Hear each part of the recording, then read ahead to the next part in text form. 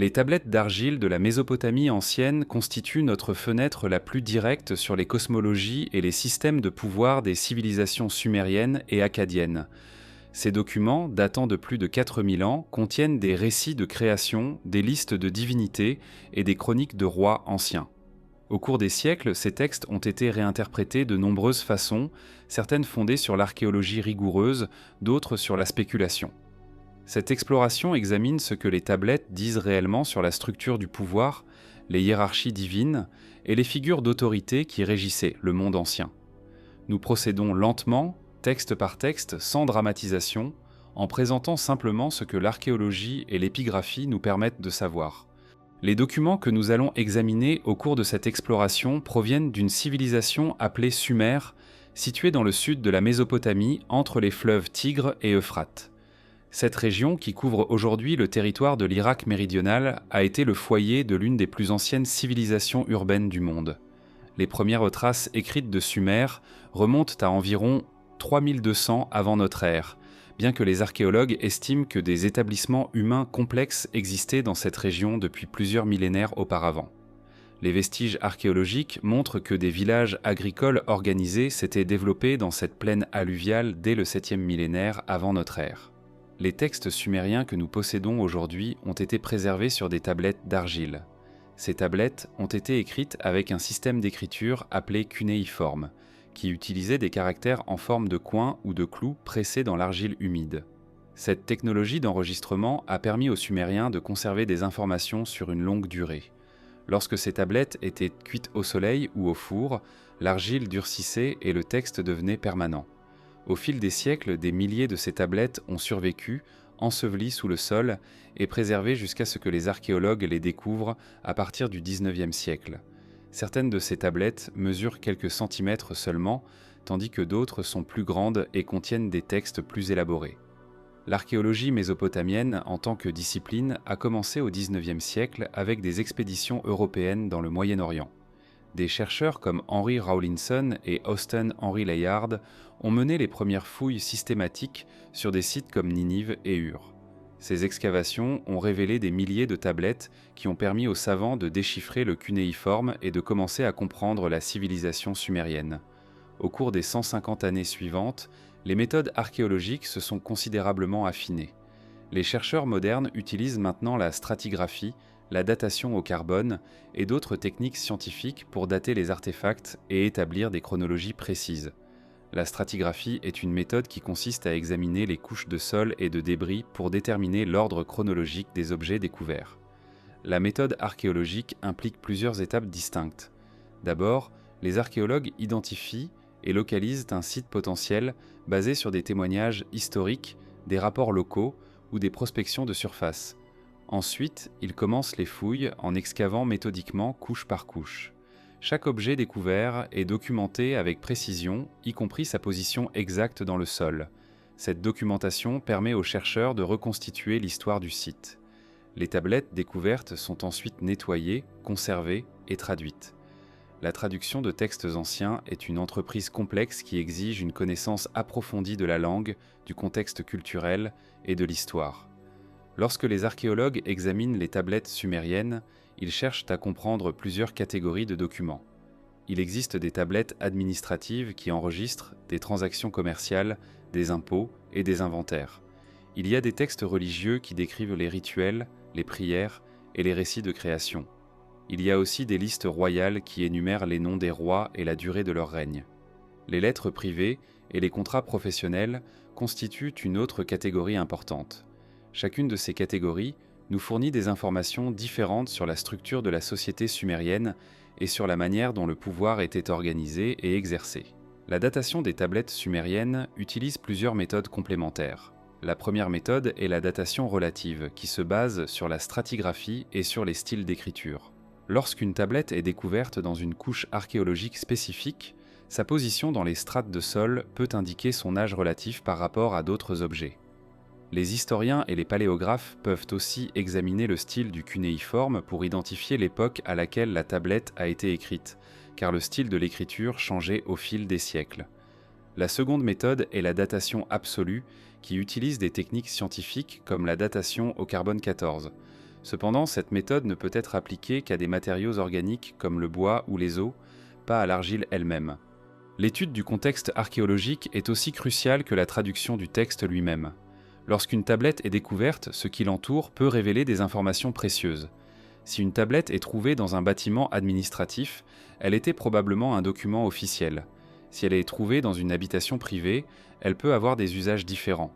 Les archéologues examinent aussi la composition chimique de l'argile pour déterminer d'où provenait cette argile, ce qui peut indiquer le lieu de fabrication de la tablette ou le lieu de son déplacement au cours de l'histoire. Ces détails contribuent à une compréhension globale et cohérente de la vie sumérienne. Les principaux sites archéologiques sumériens incluent Ur, Uruk, Nippur, Lagash et Eridu. Chacun de ces sites a fourni des milliers de tablettes qui ont permis aux archéologues de reconstituer l'histoire politique, religieuse et économique de Sumer. Ur, par exemple, était une grande cité portuaire du sud de la Mésopotamie. Les fouilles de Ur, menées par Léonard Woolley dans les années 1920 et 30, ont révélé un cimetière royal avec des tombes contenant des objets de grande richesse et des inscriptions royales. Uruk était une autre grande cité où ont été découvertes certaines des plus anciennes tablettes écrites. Nippur était un centre religieux important dédié au dieu Enlil. Lorsque les chercheurs analysent les tablettes sumériennes, ils doivent tenir compte du fait que ces documents ne nous donnent qu'une vision partielle de la civilisation sumérienne. Les tablettes étaient décrites par et pour une élite administrative et religieuse. La majorité de la population, composée d'agriculteurs, d'artisans et d'autres travailleurs, n'a laissé que peu de traces écrites directes. Par conséquent, notre compréhension de la vie quotidienne sumérienne est largement reconstruction basée sur des indices archéologiques et des documents administratifs qui mentionnent les activités ordinaires. Les historiens doivent être conscients de ces limites lorsqu'ils interprètent les textes. Un autre aspect important de la méthode archéologique est la gestion des découvertes et leur préservation. Les tablettes d'argile sont fragiles et peuvent se détériorer si elles ne sont pas correctement conservées. Les musées et les institutions académiques, comme le British Museum, le Louvre et diverses universités, conservent des collections importantes de tablettes sumériennes. Ces institutions emploient des conservateurs et des restaurateurs qui travaillent à préserver ces documents pour les générations futures. Certaines tablettes ont été restaurées après des siècles d'enterrement et sont maintenant accessibles pour l'étude. Des photographies numériques et des transcriptions textuelles ont aussi été créées pour faciliter l'accès aux chercheurs du monde entier. La technologie moderne a révolutionné la manière dont les archéologues étudient les tablettes sumériennes. L'imagerie multispectrale permet aux chercheurs d'examiner les textes qui ont été partiellement effacés ou que la lumière ordinaire rend difficiles à lire. Les scanners tridimensionnels créent des modèles numériques précis des tablettes, permettant aux archéologues d'étudier les textes sans manipuler les originaux fragiles. Les bases de données informatiques cataloguent les milliers de tablettes connues et les rendent accessibles aux chercheurs. Ces avancées technologiques ont transformé l'étude des textes anciens en la rendant plus précise, plus rapide et plus inclusive. En conclusion de cette première partie, nous voyons que notre connaissance de la civilisation sumérienne est fondée sur une méthode archéologique rigoureuse qui a évolué et s'est raffinée au cours de plus de 150 années d'études. Les tablettes d'argile sont les documents primaires qui nous permettent de comprendre comment les Sumériens voyaient leur monde, comment ils organisaient leur société et comment ils comprenaient le pouvoir et l'autorité. Sans ces tablettes et sans la discipline de l'archéologie, nous n'aurions qu'une compréhension très fragmentaire de cette civilisation antique. À mesure que nous progressons dans cette exploration, nous nous appuierons sur cette base archéologique pour examiner ce que les textes révèlent réellement sur les autorités qui gouvernaient le monde ancien. Les Sumériens concevaient l'univers comme un système organisé et structuré, avec des divinités occupant des positions spécifiques et exerçant une autorité sur différents domaines. Cette vision cosmologique était complexe et évoluait avec le temps, mais certains principes fondamentaux restaient constants dans les textes religieux et mythologiques sumériens. Pour comprendre ce que les tablettes révèlent réellement sur les rulers ou les gouvernants du monde ancien, nous devons d'abord examiner comment les Sumériens envisageaient la hiérarchie des divinités et la distribution de l'autorité cosmique. Dans la cosmologie sumérienne, le ciel et la terre étaient considérés comme des entités distinctes mais connectées. Le ciel, appelé An ou Anu, était un domaine supérieur où les divinités les plus importantes résidaient. La terre, appelée Ki, était le domaine inférieur où vivaient les humains et les créatures vivantes. Entre ces deux réalités existait un espace intermédiaire, un domaine aquatique ou aérien, qui servait de limite ou de zone de transition.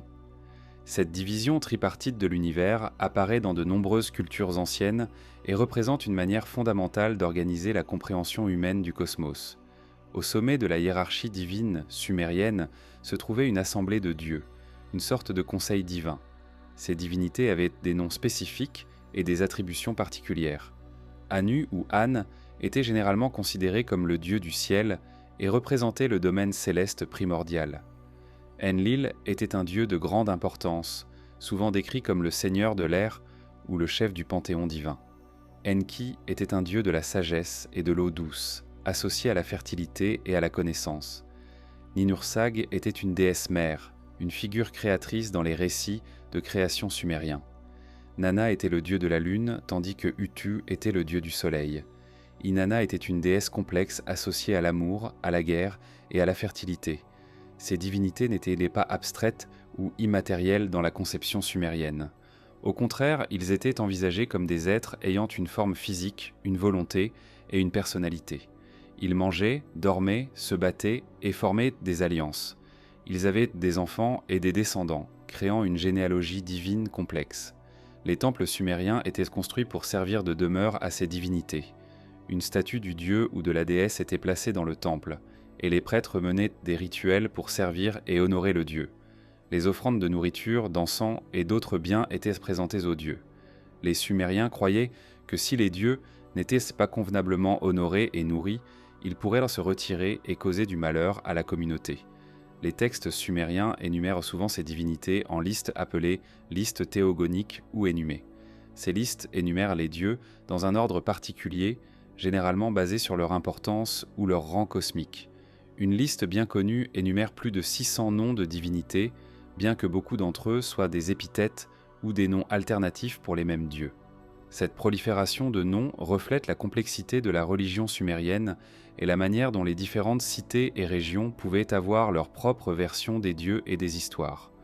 Au-delà des dieux majeurs, il existait des catégories de divinités secondaires et mineures. Il y avait les Anunnaki, souvent décrits comme les juges de l'Underworld ou du monde inférieur. Il y avait les Igiki, parfois décrits comme les dieux du ciel ou les dieux du travail. Il y avait aussi des divinités locales et des génies, des esprits de lieux spécifiques ou de phénomènes naturels particuliers. Cette hiérarchie divine complexe reflétait probablement la structure administrative et politique des cités sumériennes elles-mêmes, avec des autorités locales subordonnées à une autorité centrale.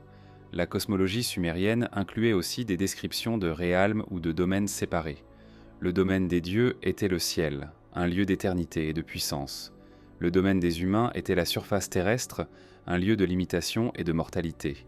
Puis il y avait le Kur, ou l'Irkala, le monde souterrain, un lieu sombre où les esprits des morts allaient après la mort. Ce monde souterrain n'était pas conçu comme un lieu de punition éternelle, comme dans certaines cosmologies ultérieures, mais plutôt comme un état d'existence diminué. Les esprits des morts restaient là, souvenirs faibles de ce qu'ils avaient été pendant leur vie. Les textes sumériens décrivent aussi des événements mythologiques importants qui établissaient et renforçaient la hiérarchie cosmique. Il y avait des récits de combats entre les dieux, où les dieux plus anciens ou plus faibles étaient vaincus par les dieux plus puissants, établissant ainsi un nouvel ordre cosmique. Il y avait aussi des récits où les dieux créaient les humains, généralement pour servir les dieux et pour effectuer le travail que les dieux eux-mêmes ne voulaient pas faire. Selon certains récits, les humains avaient été créés pour servir de serviteurs aux divinités. Cette notion d'une hiérarchie cosmique reflétait et légitimait probablement les hiérarchies sociales et politiques qui existaient dans la société sumérienne réelle. Un aspect important de la cosmologie sumérienne était le concept de Mé ou de Méa. Ce terme peut être traduit par des pouvoirs, des fonctions ou des domaines d'autorité. Chaque dieu ou chaque domaine de l'existence avait ses propres meux associés. Par exemple, Enlil possédait les messes de la kingship ou de la royauté, du commandement militaire et de la justice. Inanna possédait les messes de l'amour, de la guerre et de la fertility. Ces meux pouvaient être transférés d'un dieu à un autre, créant ainsi des changements dans la hiérarchie cosmique. Dans les mythes, il y a des histoires où les dieux se battent pour le contrôle des ME, car contrôler un ME particulier signifiait avoir l'autorité sur ce domaine de l'existence. Les tablettes sumériennes montrent aussi que les dieux avaient des assemblées ou des conseils où les décisions importantes étaient prises. Ces assemblées divines ressemblaient aux assemblées des cités sumériennes, où les anciens ou les chefs se réunissaient pour discuter des questions importantes. Dans les récits mythologiques, les dieux se réunissaient pour décider du destin des humains, pour discuter des actions d'une divinité rebelle ou pour déterminer comment faire face à une crise cosmique. Ces assemblées illustrent un concept sumérien fondamental. Même les divinités les plus puissantes ne gouvernaient pas de manière absolutiste, mais plutôt à travers une forme de consensus et de négociation au sein de l'ordre cosmique. En conclusion de cette partie, nous voyons que la cosmologie sumérienne présentait une vision du monde où le pouvoir était distribué parmi une hiérarchie de divinités, chacune ayant des domaines spécifiques d'autorité. Cette vision n'était pas monothéiste avec un seul Dieu tout-puissant, mais polythéiste avec de nombreux dieux partageant l'autorité. La structure était complexe, hiérarchisée, et reflétait probablement les structures sociales réelles de la Mésopotamie. À mesure que nous examinerons les textes plus spécifiques dans les parties suivantes, nous verrons comment cette cosmologie était reliée à la royauté terrestre et à la manière dont les rois sumériens légitimaient leur pouvoir. Les tablettes sumériennes contiennent des récits de rois qui auraient régné avant un grand déluge. Ces rois, que les savants appellent les rois antédiluviens, occupent une place importante dans la mythologie sumérienne et dans notre compréhension de la manière dont les anciens Sumériens pensaient à l'autorité et au pouvoir. Le document le plus important à ce sujet est la liste royale sumérienne, une tablette qui énumère les noms des rois et la durée de leur règne. Cette liste existe dans plusieurs versions différentes, trouvées dans diverses villes sumériennes, ce qui indique qu'elle était un document important largement connu. La liste royale sumérienne présente les rois comme des figures extraordinaires qui ont régné pendant des périodes extrêmement longues. Selon la liste, certains rois auraient régné pendant plusieurs milliers d'années. Par exemple, la liste mentionne un roi nommé Alalgar, qui aurait régné pendant 36 000 années. Un autre roi, Enmebaragisi, aurait régné pendant 80 années, ce qui était considéré comme une période normale par rapport aux autres. Ces chiffres extrêmes et apparemment impossibles ont intrigué les savants pendant plus d'un siècle. Comment interpréter une telle information ? Une première observation est que la liste royale sumérienne elle-même reconnaît une rupture historique majeure, le déluge. La liste divise l'histoire en deux périodes, avant le déluge et après le déluge. Les rois antédiluviens sont énumérés avec leurs extraordinaires longévités, puis vient la notation d'un déluge qui a détruit la civilisation. Après le déluge, une nouvelle série de rois commence, et bien que ces rois aient encore des règnes remarquablement longs selon les standards modernes, ils sont généralement beaucoup plus courts que ceux des rois antédiluviens.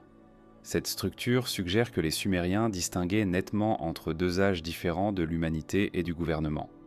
Les noms des rois antédiluviens énumérés dans la liste royale sumérienne incluent des figures comme Alulim, qui aurait régné pendant 167 000 années, et Alalgar, mentionné précédemment. D'autres noms incluent Enmedurana, qui selon le texte aurait régné pendant 421 000 années, et Ubaratutu, qui aurait régné pendant 18 600 années. Ces noms ne correspondent à aucun souverain historiquement vérifiable. Les archéologues n'ont découvert aucune tablette administrative ou aucun artefact contemporain qui attesterait de l'existence de ces rois. Cela a conduit les savants à conclure que ces rois antédiluviens sont largement ou entièrement mythologiques. Une explication proposée par certains savants est que ces longues périodes de règne reflètent une manière différente de compter le temps. Peut-être que les années citées n'étaient pas des années telles que nous les comprenons aujourd'hui, mais une unité de temps différente.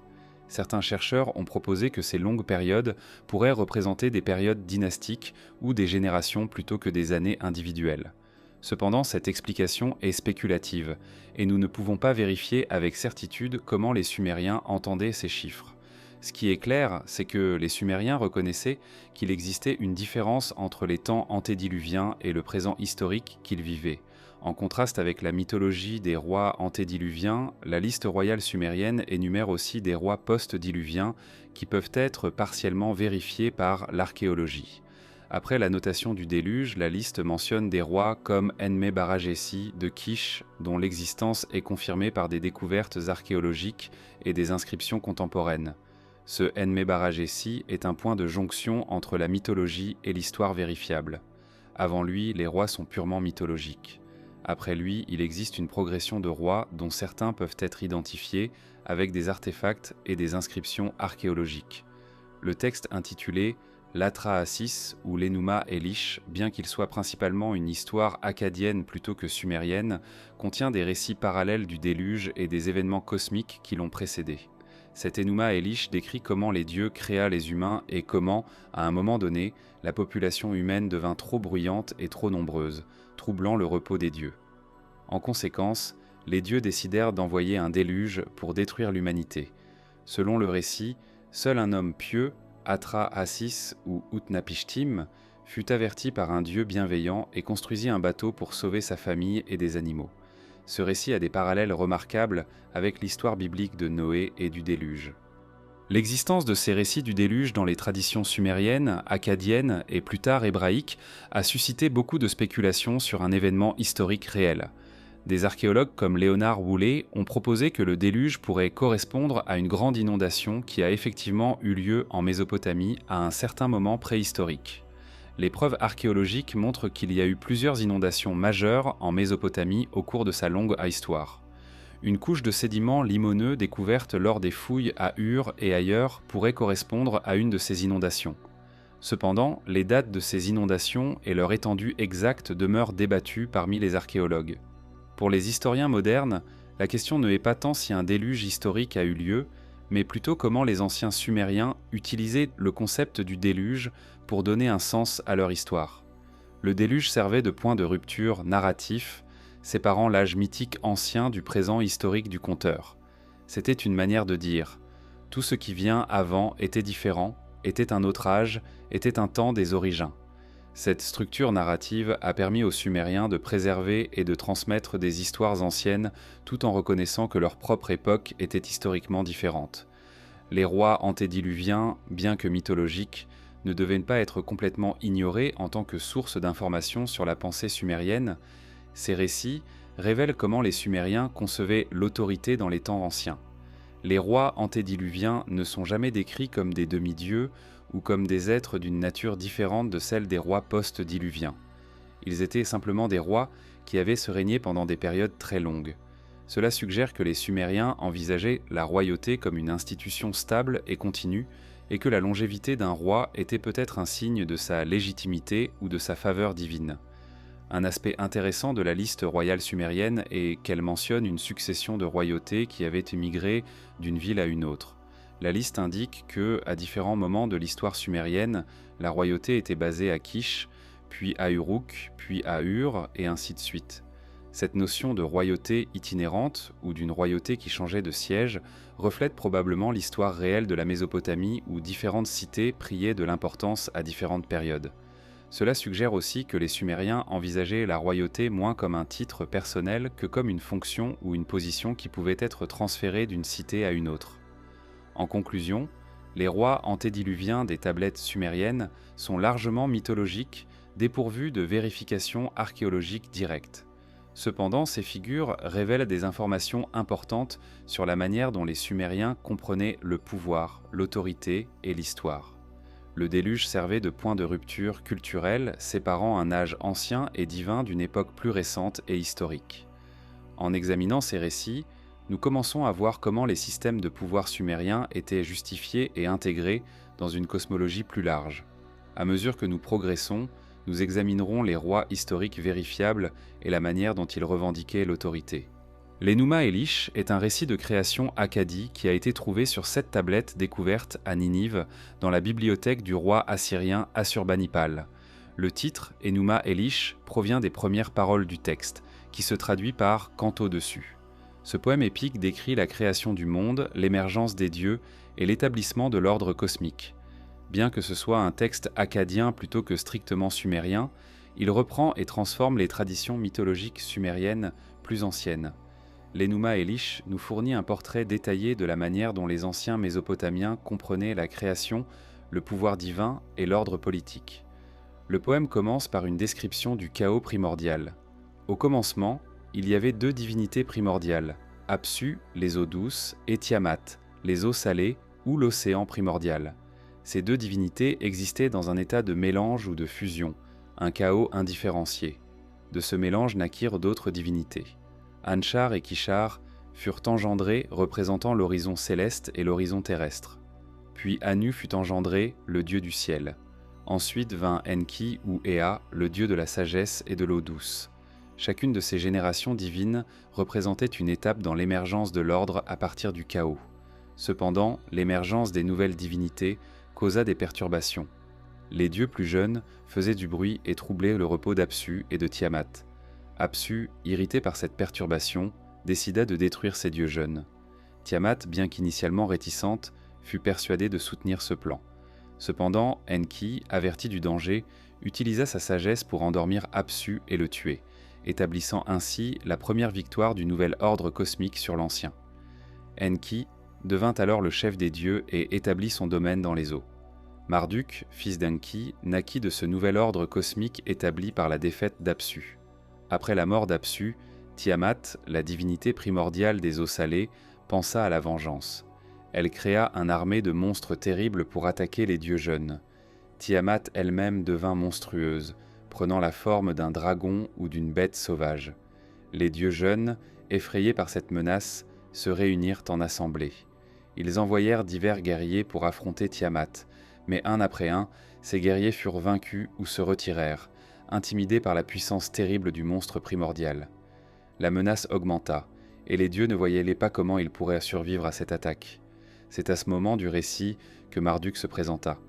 Marduk était un dieu jeune et puissant, et il promit de vaincre Tiamat si, en retour, les dieux lui accordèrent le statut de roi suprême et le pouvoir de commander et de contrôler le destin. Les dieux acceptèrent cet arrangement. Ils tinrent une assemblée, confirmèrent Marduk comme roi et donnèrent-lui le droit de fixer les destinées. Armé de pouvoirs magiques et d'une arme puissante, Marduk affronta Tiamat. Il la piégea en créant un vent qui força le monstre à ouvrir sa gueule. Marduk envoya alors des vents dans sa bouche ouverte, la gonflant comme un ballon. Il tira ensuite une flèche qui traversa le ventre du monstre et la tua. Après la victoire sur Tiamat, Marduk utilisa le corps du monstre pour créer l'ordre cosmique. Du corps de Tiamat, il créa le ciel et la terre. Du sang du monstre, il créa l'humanité, destinée à servir les dieux. Ce mythe établit plusieurs principes importants. D'abord, il illustre que l'ordre cosmique n'était pas éternel ou absolu, mais était établi par la victoire dans un conflit. Deuxièmement, il montre que le pouvoir pouvait être transféré d'une génération de divinités à une autre et que ce transfert pouvait impliquer un contrat ou un accord. Troisièmement, il établit que le but de la création humaine était de servir les dieux.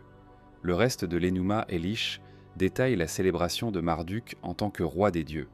Les autres divinités le louèrent et énumérèrent ses nombreux titres et noms de pouvoir. Chaque nom représentait un domaine différent de l'autorité qu'il contrôlait. Cette énumération des noms divins était un acte important dans la pensée mésopotamienne, car nommer quelque chose signifiait l'incorporer et le contrôler. La énumération des noms de Marduk établissait sa domination complète sur tous les aspects de la création et de l'ordre cosmique. Bien que l'Enuma Elish soit un texte akkadien, il était connu et étudié en Mésopotamie et il présente une vision cosmique qui n'était pas entièrement étrangère à la pensée sumérienne. En fait, de nombreux éléments du mythe étaient basés sur ou parallèles aux textes sumériens plus anciens. Par exemple, le rôle de Marduk en tant que roi des dieux ressemble à certains égards au rôle d'Enlil dans les textes sumériens plus anciens. Cela suggère que le mythe de Marduk était une adaptation akkadienne de traditions sumériennes plus anciennes, adaptée pour refléter le changement de statut politique lorsque le centre du pouvoir se déplaça vers le nord, à Babylone. L'importance politique de l'Enuma Elish est considérable. Le texte fut probablement composé ou recomposé à l'époque du roi Hammurabisme de Babylone, qui régna au XVIIIe siècle avant notre ère. À cette époque, Babylone, une cité jusqu'alors relativement mineure, s'éleva au statut de puissance dominante en Mésopotamie. En plaçant Marduk, le dieu patron de Babylone, au sommet de la hiérarchie cosmique, le texte de l'Enuma Elish justifiait politiquement la domination babylonienne sur les autres cités mésopotamiennes et sur les autres peuples.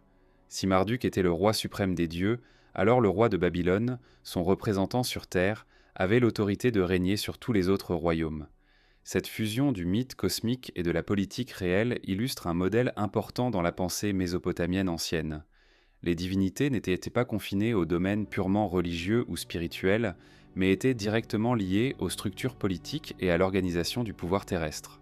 Lorsqu'un roi affirmait avoir le soutien d'une divinité particulière, Talete Kitsi Partarbe, ou que le dieu de sa cité était suprême, il affirmait en même temps que son propre pouvoir politique était justifié cosmiquement.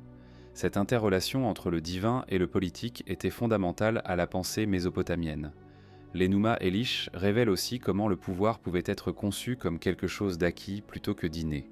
Marduk n'était pas le dieu le plus ancien ou le plus primordial, mais il devint le roi des dieux en vertu de sa capacité à vaincre la menace existentielle que représentait Tiamat. Son pouvoir était légitime parce qu'il avait sauvé l'ordre cosmique de la destruction. Cette idée que le pouvoir pouvait être justifié par la capacité à maintenir l'ordre et à vaincre le chaos était un thème récurrent dans la pensée politique mésopotamienne. Les rois affirmant que leur règne était justifié parce qu'ils maintenaient l'ordre, qu'ils nourrissaient les dieux avec des offrandes appropriées et qu'ils défendaient leur peuple contre les ennemis. En conclusion de cette partie, l'Enuma Elish nous révèle comment les anciens Mésopotamiens pensaient à la création du cosmos, à l'établissement de l'ordre à partir du chaos et à la légitimation du pouvoir politique. Le texte montre que le pouvoir n'était pas considéré comme quelque chose d'absolu ou d'inhérent, mais comme quelque chose qui était établi par le succès, reconnu par une assemblée de pairs et maintenu par la capacité à préserver l'ordre. Ces idées avaient des implications directes pour la manière dont les rois terrestres comprenaient et justifiaient leur propre autorité. À mesure que nous progressons, nous examinerons comment les rois sumériens et akkadiens appliquaient ces concepts cosmiques à leur propre gouvernance. Les tablettes sumériennes contiennent plusieurs textes qui énumèrent systématiquement les divinités, leurs noms, leurs titres et leurs domaines d'autorité. Ces textes, connus sous le terme générique d'énumés ou de liste théogonique, nous fournissent un inventaire détaillé de la manière dont les Sumériens organisaient et catégorisaient leur univers divin.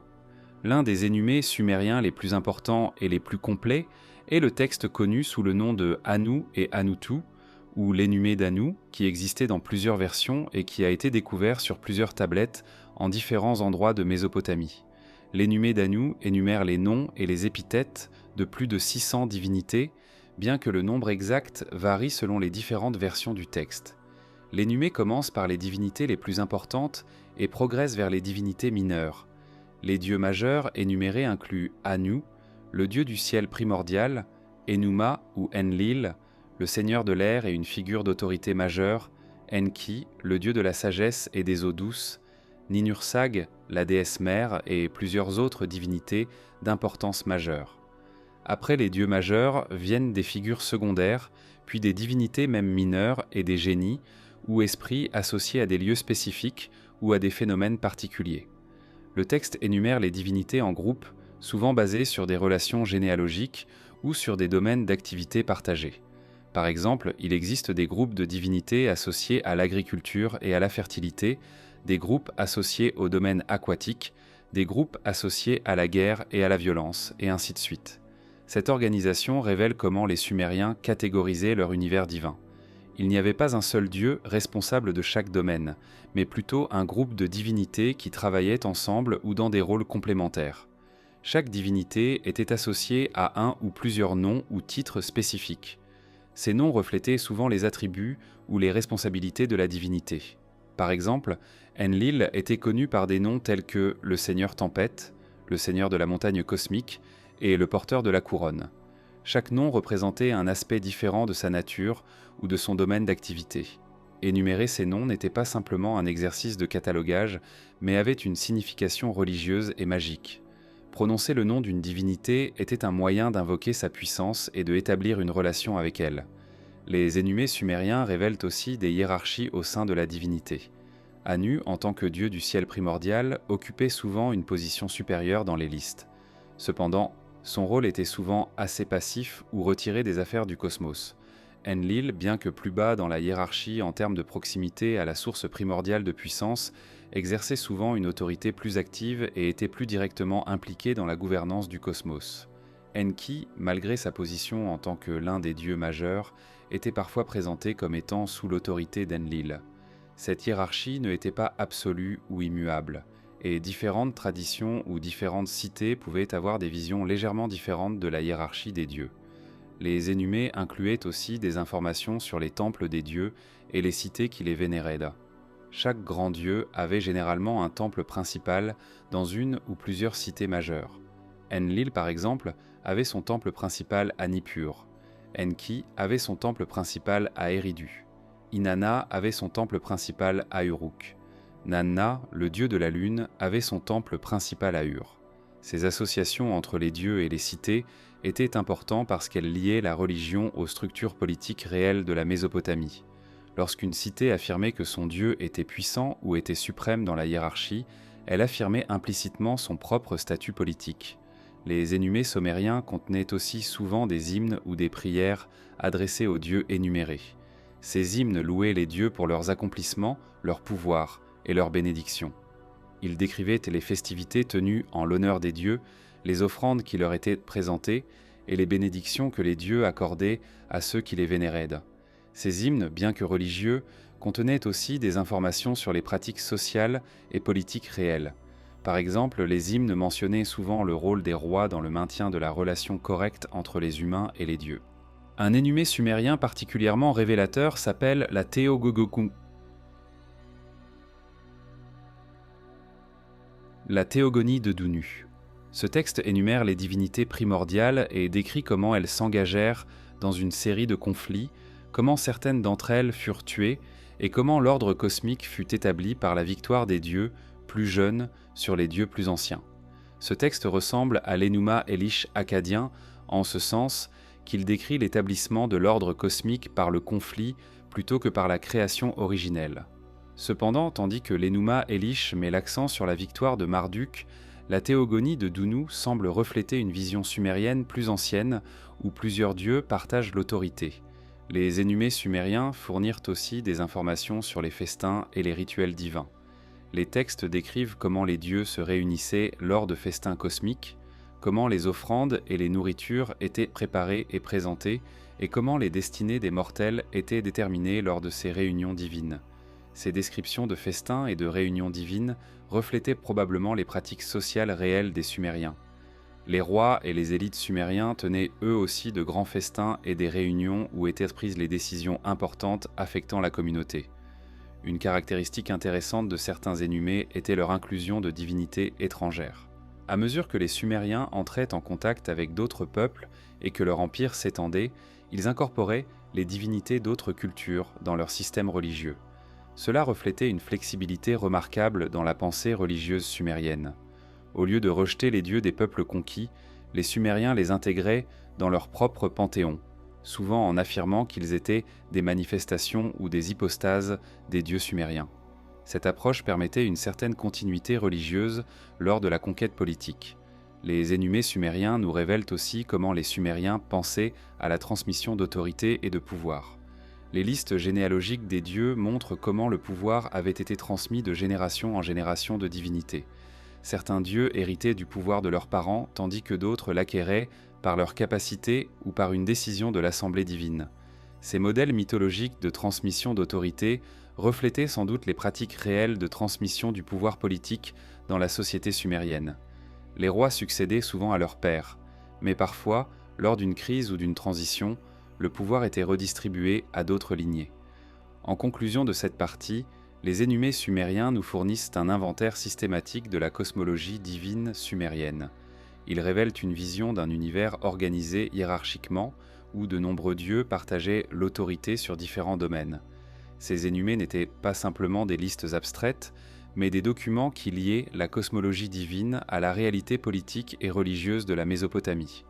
À mesure que nous continuerons notre exploration, nous verrons comment ces systèmes cosmiques furent utilisés pour justifier et légitimer le pouvoir des rois terrestres. Pour comprendre comment les rois sumériens et akkadiens justifiaient leur autorité, nous devons examiner le concept de royauté divine qui était central à la légitimation du pouvoir en Mésopotamie. Les rois mésopotamiens ne prétendaient généralement pas être des dieux eux-mêmes, du moins pas avant la période hellénistique tardive.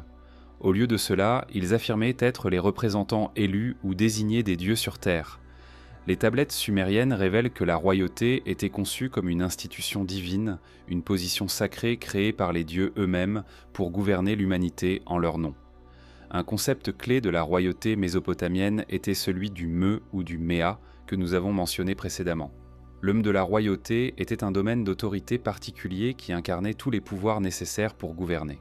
Selon les textes sumériens, ce me avait été donné à un roi particulier par une divinité particulière.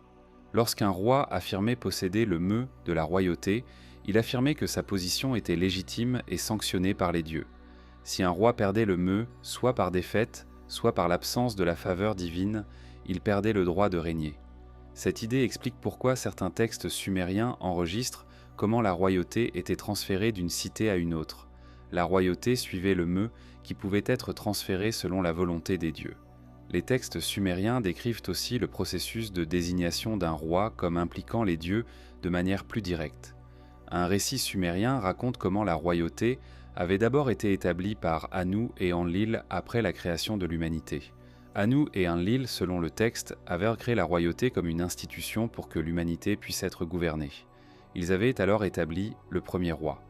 D'autres textes décrivent comment la royauté passait d'une génération à la suivante ou d'une cité à une autre, avec la transmission impliquant toujours les volontés des divinités, souvent communiquées par des présages, des rêves ou des oracles. Un des récits sumériens les plus révélateurs concernant la légitimation royale est l'histoire de Lugalbanda et d'Enmersi. Lugalbanda était présenté comme un roi semi-divin qui avait été nourri par une déesse et qui avait reçu des pouvoirs divins en récompense de sa piété. Son fils, Enmersi, hérita ensuite de ses pouvoirs et du trône. Cet récit illustrait le concept d'une lignée royale protégée par une divinité particulière. Lorsqu'un roi pouvait affirmer une connexion personnelle avec une divinité, par filiation, par patronage ou par alliance, il renforçait sa légitimité. Le roi en Mésopotamie avait plusieurs responsabilités majeures qui étaient liées à sa position de représentant des dieux. Premièrement, le roi était responsable de la construction et de l'entretien des temples et de la conduite des rituels religieux. Le roi était le chef des prêtres et présidait aux sacrifices les plus importants. Deuxièmement, le roi était responsable de la justice et du maintien de l'ordre. Il était censé juger les différends, punir les crimes et assurer que la loi était appliquée équitablement. Troisièmement, le roi était responsable de la défense du royaume. Il était commander-in-chief de l'armée et était censé protéger son peuple contre les ennemis. Quatrièmement, le roi était responsable de la prospérité économique et de l'irrigation. Il devait assurer que l'eau était disponible pour l'agriculture et que les routes commerciales étaient sûres. Le texte connu sous le nom de Code de Hammurabi fournit un exemple détaillé de la manière dont un roi mésopotamien comprenait ses responsabilités légales et sociales. Ce code, promulgué par le roi Hammurabisme de Babylone au XVIIIe siècle avant notre ère, énumère 282 lois régissant la société babylonienne. Le code commence par une déclaration affirmant que Shamash, le dieu de la justice, avait donné au roi l'autorité de promulguer ces lois. Chaque loi était présentée comme étant basée sur la justice divine, pas simplement sur la volonté arbitraire du roi. Dans le code de Hammurabi et dans d'autres documents sumériens et akkadiens, le roi était présenté comme ayant un devoir particulier envers les faibles et les opprimés. Le code contient plusieurs lois destinées à protéger les esclaves, les orphelins et les veuves. Le roi affirmait que sa justice était juste parce qu'elle protégeait ces groupes vulnérables. Cette insistance sur la protection des faibles était un élément important de la légitimation royale. Un roi qui négligeait de protéger les faibles risquait de perdre la faveur des dieux et, par conséquent, de perdre son droit de régner. Un aspect important de la succession royale en Mésopotamie était que, bien que la royauté généralement passait d'un père à son fils, il n'y avait pas de règle absolue garantissant cette succession. Si un roi n'avait pas de fils, la royauté pouvait passer à un autre membre de la famille ou même à une personne complètement différente. Les tablettes mentionnent plusieurs cas où un usurpateur prit le trône en vainquant le roi précédent. Si l'usurpateur pouvait affirmer qu'il avait le soutien des dieux, par exemple par une victoire militaire qui pouvait être interprétée comme un signe du soutien divin, il pouvait établir sa propre légitimité. Les inscriptions royales sumériennes et akkadiennes nous fournissent des exemples concrets de la manière dont les rois présentèrent leur autorité. Un roi typique commençait son inscription en affirmant son nom et son titre, par exemple « Je suis Hammurabi, roi de Babylone, choisi par Marduk pour gouverner les terres ». Il ensuite énumérait ses accomplissements militaires, ses constructions de temples et ses actes de justice. L'inscription se terminait généralement par une imprécation invoquant le châtiment divin sur toute personne qui oserait modifier ou détruire le texte. Cette structure révélait la manière dont le roi comprenait son rôle, un agent des dieux responsable de maintenir l'ordre cosmique sur Terre. La relation entre le roi et les dieux était aussi présentée comme réciproque en certains sens. Le roi nourrissait les dieux avec des offrandes et des sacrifices appropriés, en retour de quoi les dieux accordèrent leur faveur au roi et à son peuple. Si le roi négligeait ses obligations religieuses, les dieux pouvaient se retirer et causer des calamités. Les textes sumériens et akkadiens contiennent plusieurs exemples où un roi affirmait que sa victoire dans une bataille était une conséquence de sa piété envers les dieux, tandis qu'un roi vaincu était présenté comme ayant apaisé les dieux par sa négligence ou par son impiété. Un texte important qui illustre cette relation réciproque entre le roi et les dieux est le mythe du rite du Nouvel An. Selon ce mythe, chaque année, le roi participait à un rituel spécial où il était momentanément dépouillé de sa couronne et était rabaissé. Puis, grâce à son repentir et à l'intervention des dieux, il était restauré à sa position. Bien que ce mythe soit principalement associé à la tradition babylonienne plus tardive, il illustrait un concept plus ancien. La royauté était un poste tenu en vertu de la faveur continue des dieux, pas un droit absolu garanti. En conclusion de cette partie, la royauté en Mésopotamie était justifiée par une combinaison de facteurs. Le roi affirmait posséder le me divin de la royauté qui avait été confié aux dieux. Il prétendait être le représentant et l'agent des dieux sur terre, responsable de conduire les rituels appropriés, de maintenir la justice et de défendre le peuple. Sa légitimité dépendait de sa capacité à accomplir ses fonctions et de sa démonstration du soutien divin. À mesure que nous continuerons notre exploration, nous verrons comment ces concepts cosmiques et religieux ont façonné les histoires de rois spécifiques et les structures politiques réelles de la Mésopotamie. Après le point de rupture mythologique qu'était le déluge, les tablettes sumériennes énumèrent une succession de dynasties royales historiques. Ces dynasties sont enregistrées dans la liste royale sumérienne, un document qui, contrairement aux portions antédiluviennes, peut être partiellement vérifié par l'archéologie et par d'autres sources contemporaines. La liste royale sumérienne énumère les dynasties par cité, indiquant que la domination politique passait d'une cité à une autre à différentes périodes de l'histoire sumérienne. La première dynastie énumérée après le déluge est la première dynastie de Kish. Selon la liste, une série de rois régna à Kish, une cité du centre de la Mésopotamie. Les rois énumérés incluent Enme-Baragessi et son fils Hagesh. Enme-Baragessi est particulièrement important parce qu'il est mentionné dans des tablettes contemporaines découvertes par les archéologues, le premier roi de la liste qui peut être vérifié historiquement. Enme-Baragessi aurait régné au XXVIIe siècle avant notre ère, environ 4700 ans avant notre époque actuelle. Les inscriptions d'Enme-Baragessi nous informent qu'il avait mené des campagnes militaires et qu'il avait construit des temples. Après la première dynastie de Kish vint la première dynastie d'Uruk.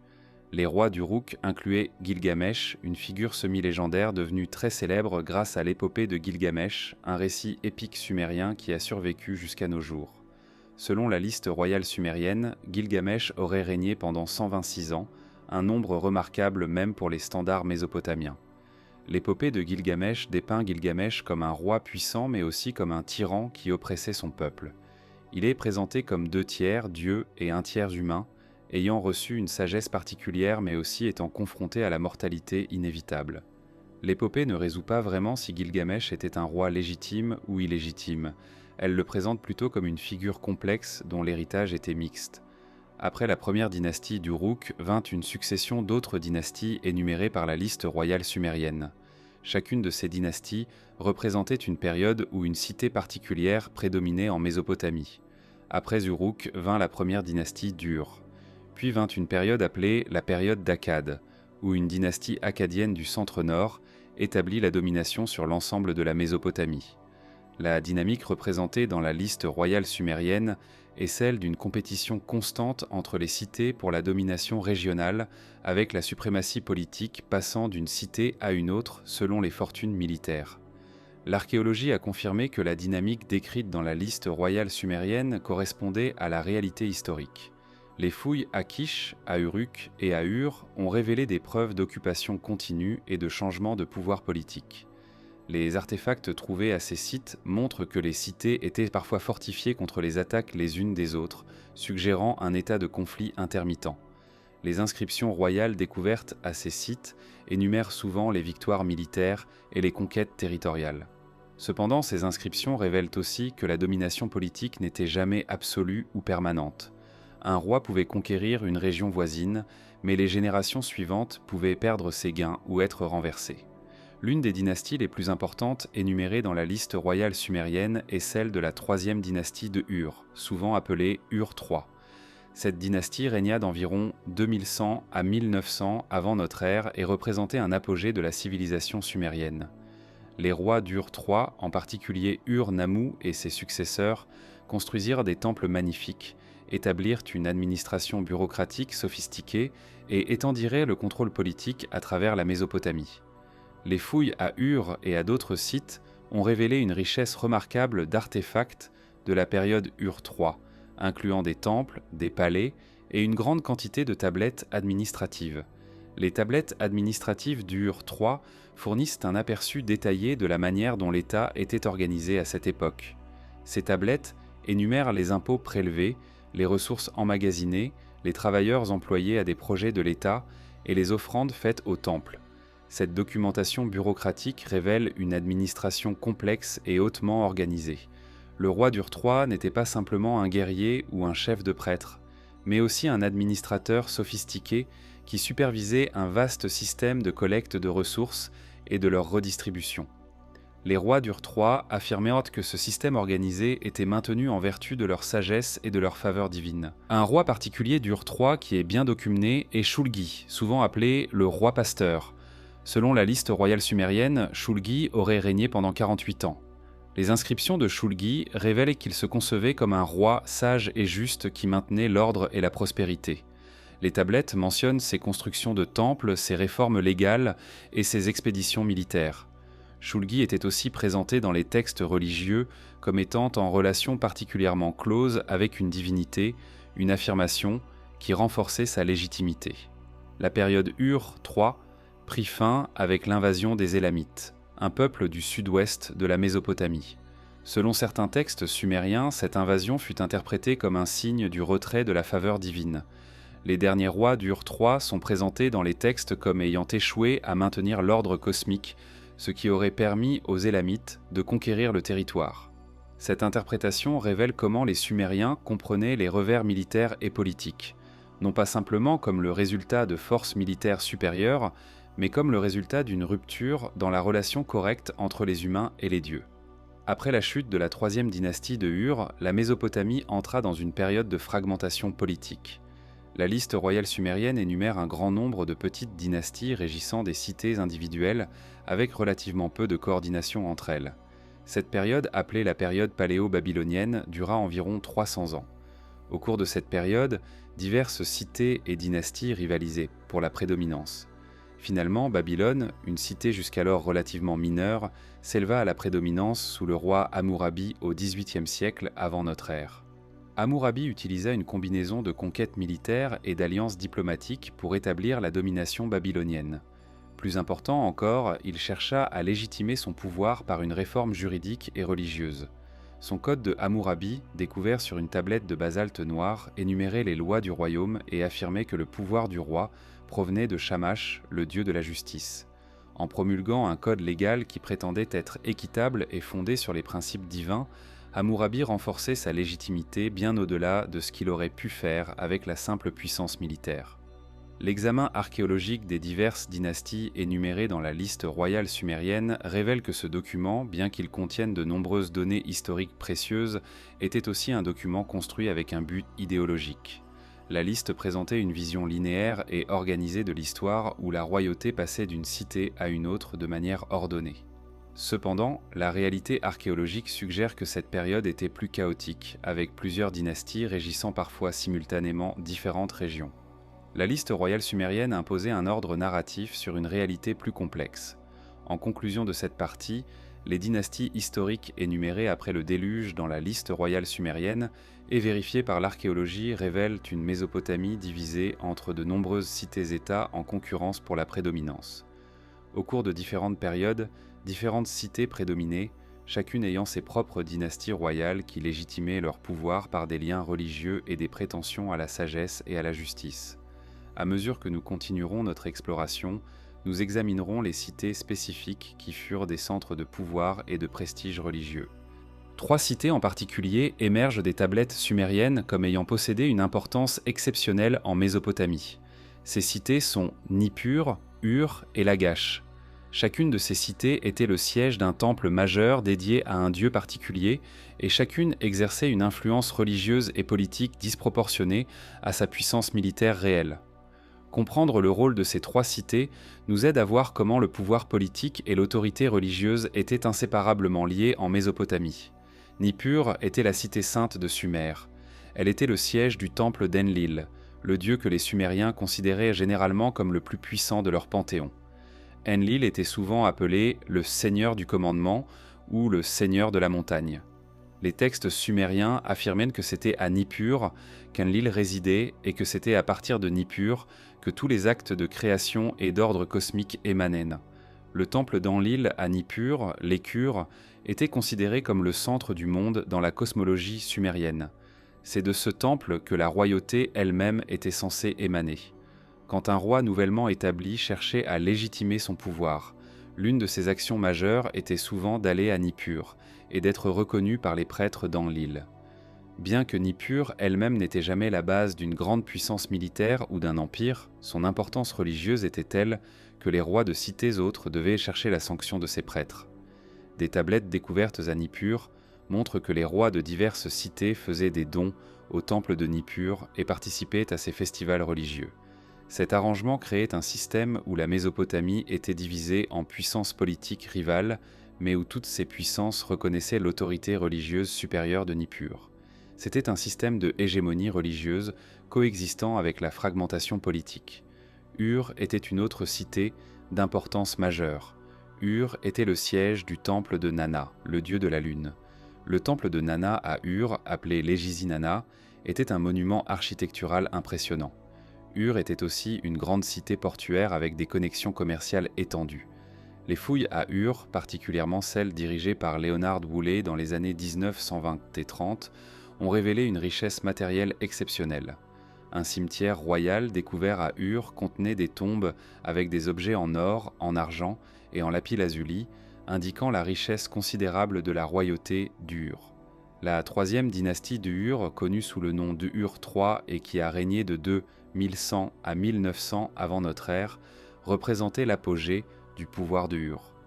Pendant la période Ur III, la cité de Ur domina la Mésopotamie et établit une administration bureaucratique centralisée.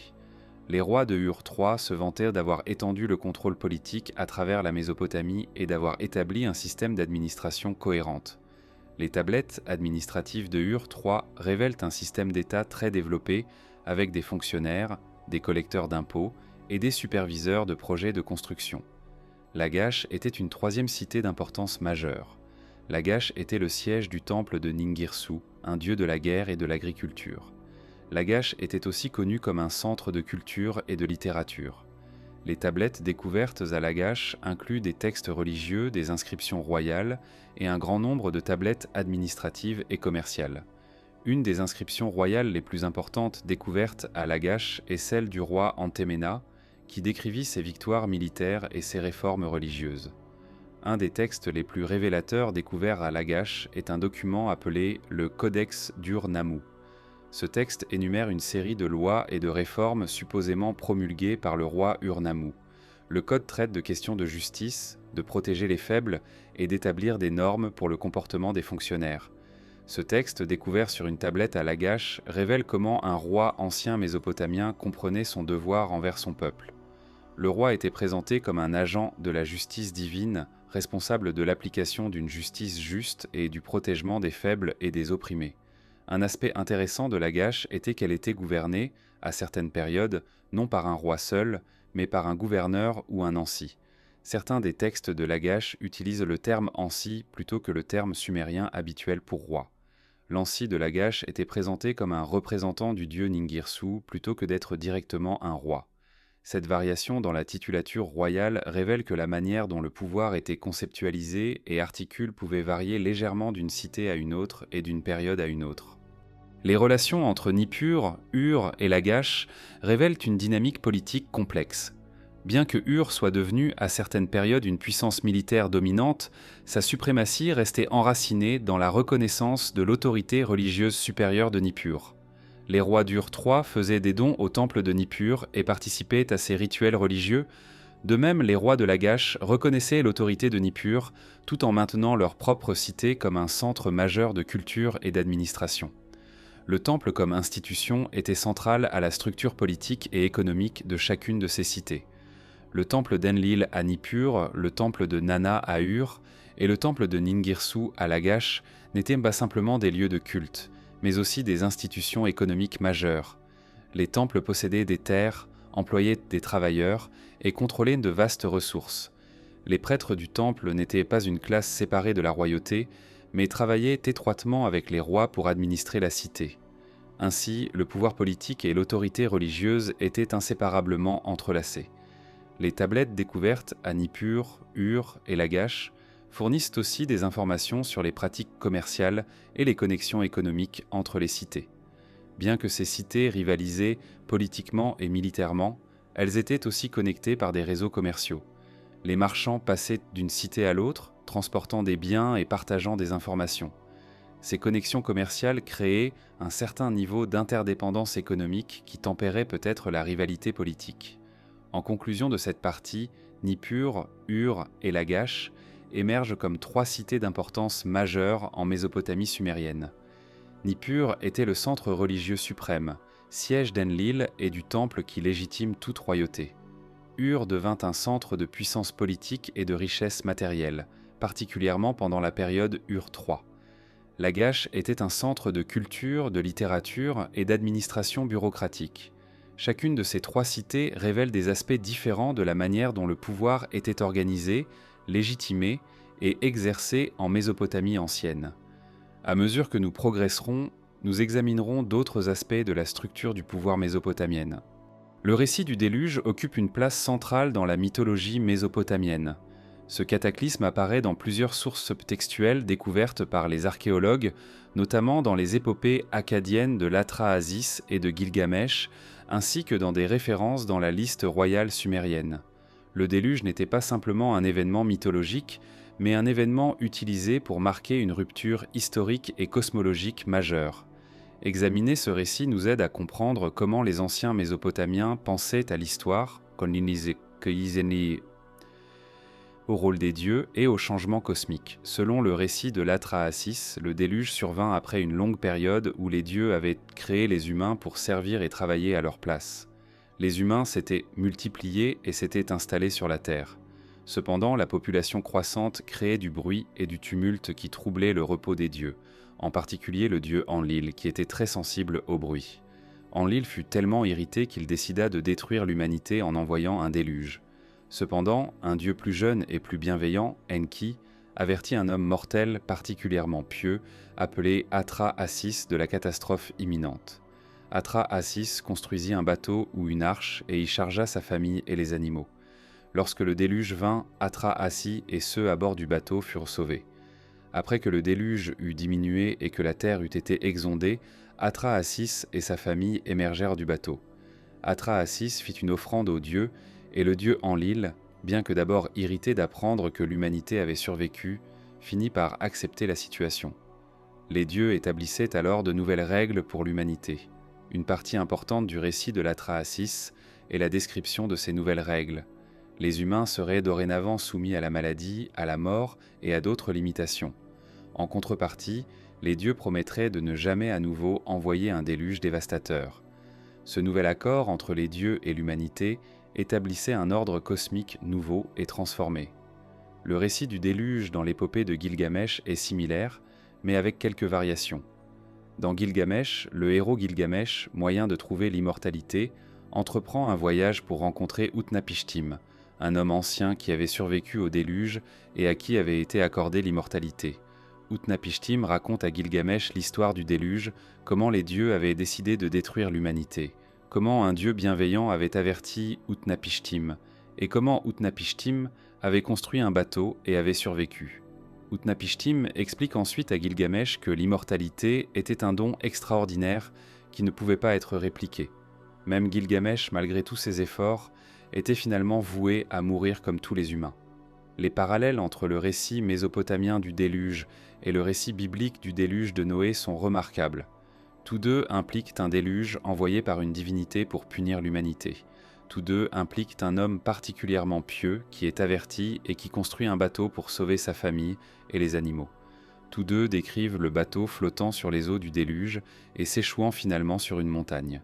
Tous deux incluent l'envoi d'un oiseau, une colombe ou un corbeau pour déterminer si l'eau a baissé.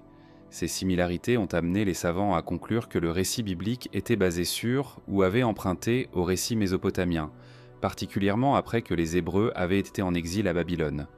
D'un point de vue archéologique et historique, la question se pose de savoir si le déluge mésopotamien correspondait à un événement réel. Les fouilles archéologiques à plusieurs sites en Mésopotamie, notamment à Ur et à Lagash, ont révélé des couches de sédiments qui semblent correspondre à des inondations majeures. Leonard Woolley, qui fouillait Ur dans les années 1920 et 30, proposa qu'une couche de sédiments limoneux purs découverte à une profondeur particulière correspondait à une inondation massive. Cependant, les dates et l'étendue de cette inondation supposée sont débattues. Certains archéologues suggèrent qu'il aurait pu y avoir plusieurs grandes inondations en Mésopotamie au cours de son histoire ancienne et que le récit du déluge était une conflation de plusieurs événements historiques réels. Du point de vue des textes anciens eux-mêmes, le déluge était présenté comme un moment de transformation cosmique. Avant le déluge, il y avait eu les rois antédiluviens avec leurs extraordinaires longévités. Après le déluge, l'ordre cosmique avait changé. Les rois post-diluviens avaient des longévités plus courtes et plus plausibles. L'humanité avait été réformée et avait accepté des limitations nouvelles. Les dieux avaient établi un nouvel accord avec l'humanité. Le déluge servit donc de ligne de démarcation nette dans la pensée mésopotamienne entre un âge ancien et un âge nouveau. L'utilisation du déluge comme point de repère chronologique avait aussi une fonction idéologique. En plaçant le déluge au centre de la narration historique, la liste royale sumérienne et d'autres textes imposaient un ordre narratif sur l'histoire humaine. L'histoire était divisée en deux segments, avant le déluge et après le déluge. Cette structure réduisait la complexité de l'histoire réelle et créait une narration claire où l'humanité avait progressé de manière ordonnée de l'âge antédiluvien à l'âge moderne. Le récit du déluge avait aussi une fonction religieuse et morale. Le déluge était une manifestation du pouvoir des dieux de détruire et de créer de nouveau. Il illustrait que l'humilité et la piété étaient nécessaires pour survivre aux calamités. Le personnage d'Atra Assis ou d'Utnapishtim, qui survécurent au déluge grâce à leur piété et à la protection divine, établissait un modèle du comportement humain approprié. En contraste, le reste de l'humanité, qui n'avait pas écouté ou ne s'était pas préparé, fut détruit. Ce motif moral renforçait l'idée que l'obéissance à la volonté divine était essentiellement pour la survie. D'un point de vue cosmologique, le déluge représentait un moment où le chaos menaçait de détruire l'ordre établi. Les divinités qui maintenaient l'ordre cosmique avaient décidé, au moins temporairement, de permettre aux eaux chaotiques de dévaster le monde. Cependant, après la destruction, un ordre nouveau et amélioré était établi. Ce motif de destruction créative était un thème récurrent dans la pensée mésopotamienne. L'ordre ne était pas statique ou donné une fois pour toutes, mais devait être continuellement renouvelé et restauré par les dieux et leurs représentants humains, les rois. En conclusion de cette partie, le récit du déluge mésopotamien était un événement mythologique majeur qui marquait une transformation dans la compréhension de l'histoire et de l'ordre cosmique. Que le déluge correspondait à un événement historique réel ou qu'il était entièrement mythologique, son importance résidait dans la manière dont il était utilisé pour donner un sens à l'histoire et pour justifier les structures de pouvoir contemporaines. Le déluge représentait un moment où l'ordre cosmique était réformé, où les dieux réévaluaient leur relation avec l'humanité et où un nouvel âge d'histoire et de gouvernement commençait. À mesure que nous continuerons notre exploration, nous examinerons comment cet ordre post-diluvien était maintenu par les rois et les prêtres. En examinant les inscriptions sumériennes et akkadiennes, nous rencontrons plusieurs termes utilisés pour désigner les autorités qui gouvernaient les cités. Les termes les plus courants sont Patési, Ansi et Lugal. Chacun de ces termes avait des nuances légèrement différentes, et leur utilisation variait selon la période, la cité et le contexte. Comprendre ces distinctions nous aide à voir comment le pouvoir était compris et exercé en Mésopotamie ancienne. Le terme patésie est généralement traduit par gouverneur, ou prêtre-roi. Le terme semble être composé de deux éléments sumériens, pa signifiant grand ou chef, et tési signifiant ordonnance divine. Ensemble, patésie peut être interprété comme celui qui reçoit l'ordonnance du dieu ou le gouverneur placé par le dieu. Ce terme était particulièrement utilisé dans les cités du sud de la Mésopotamie au cours de la période de Ur III. Le patési était présenté comme un représentant d'une divinité particulière, gouvernant une cité ou une région au nom de ce dieu. Dans les inscriptions, un patési affirmait généralement qu'il avait reçu son pouvoir d'une divinité et que son rôle était d'administrer la cité conformément à la volonté de cette divinité. Le terme Ansi est un autre terme sumérien pour un chef ou un gouverneur. Ansi semble avoir un sens plus large que Patési et pourrait s'appliquer à diverses formes de dirigeants. Cependant, le contexte général était similaire. Un Ansi était un chef qui gouvernait au nom des dieux et était responsable du bien-être de la communauté. Certaines inscriptions distinguaient entre un Patési et un Ansi, avec le Patési étant peut-être un gouverneur local et l'Ansi un gouverneur régional ou un chef plus puissant. Cette distinction, cependant, n'était pas absolue et variée. Le terme lugal, dont le sens littéral est « grand homme » ou « chef », était un terme très général utilisé pour désigner un roi ou un dirigeant important. Le lugal était généralement un chef qui avait obtenu ou maintenu son pouvoir par la force militaire ou par la succession au sein d'une dynastie. Cependant, même un lugal, qui exerçait son pouvoir par d'autres moyens que simplement une désignation religieuse, prétendrait généralement à une connexion avec les dieux. Un lugal affirmait que les dieux l'avaient le choisi ou approuvé, ou que sa victoire militaire était le résultat de la faveur divine. Au-delà de ces trois termes principaux, les inscriptions sumériennes et akkadiennes mentionnent d'autres titres et formes de gouvernement. Il y avait des assemblées d'anciens ou de chefs qui, dans certaines cités, partagèrent le pouvoir avec un chef unique. Il y avait des prêtres principaux qui exerçaient un pouvoir considérable, particulièrement dans les cités de temple-État où le temple était l'institution dominante. Il y avait aussi des gouverneurs militaires ou des commandants de forteresses qui gouvernaient certaines régions. La nature du pouvoir d'un patési, d'un ansi ou d'un lugal impliquait une relation complexe avec les dieux. Un patési ou un ansi affirmait que son autorité provenait d'une désignation divine, souvent communiquée par des présages, des rêves ou par le consensus des prêtres et de la communauté. Un lugal qui avait obtenu son pouvoir par la force militaire affirmerait que sa victoire était un signe de la faveur divine. Cette insistance sur une connexion divine au pouvoir était une caractéristique commune à tous les types de gouvernants mésopotamiens. Aucun gouvernant ne voulait être vu comme un simple usurpateur qui avait pris le pouvoir par la violence brute sans justification divine. Un aspect intéressant des inscriptions de Patési est qu'elles énuméraient souvent les temples que le Patési avait construits ou restaurés, ainsi que les offrandes qu'il faisait aux dieux. Ces actions religieuses étaient présentées comme une preuve de la légitimité du gouvernant et de sa piété envers les dieux. Un patési qui négligeait d'honorer correctement les dieux risquait de perdre leur faveur et, par conséquent, son pouvoir politique. Cette interdépendance entre le respect des dieux et le maintien du pouvoir politique était fondamentale à la pensée mésopotamienne. Les inscriptions de patési contenaient aussi souvent des énumérations de victoires militaires et de expansion territoriale. Bien que le patési soit présenté idéalement comme un administrateur pieux et juste, la réalité politique était que le pouvoir d'un patési pouvait dépendre de sa capacité militaire.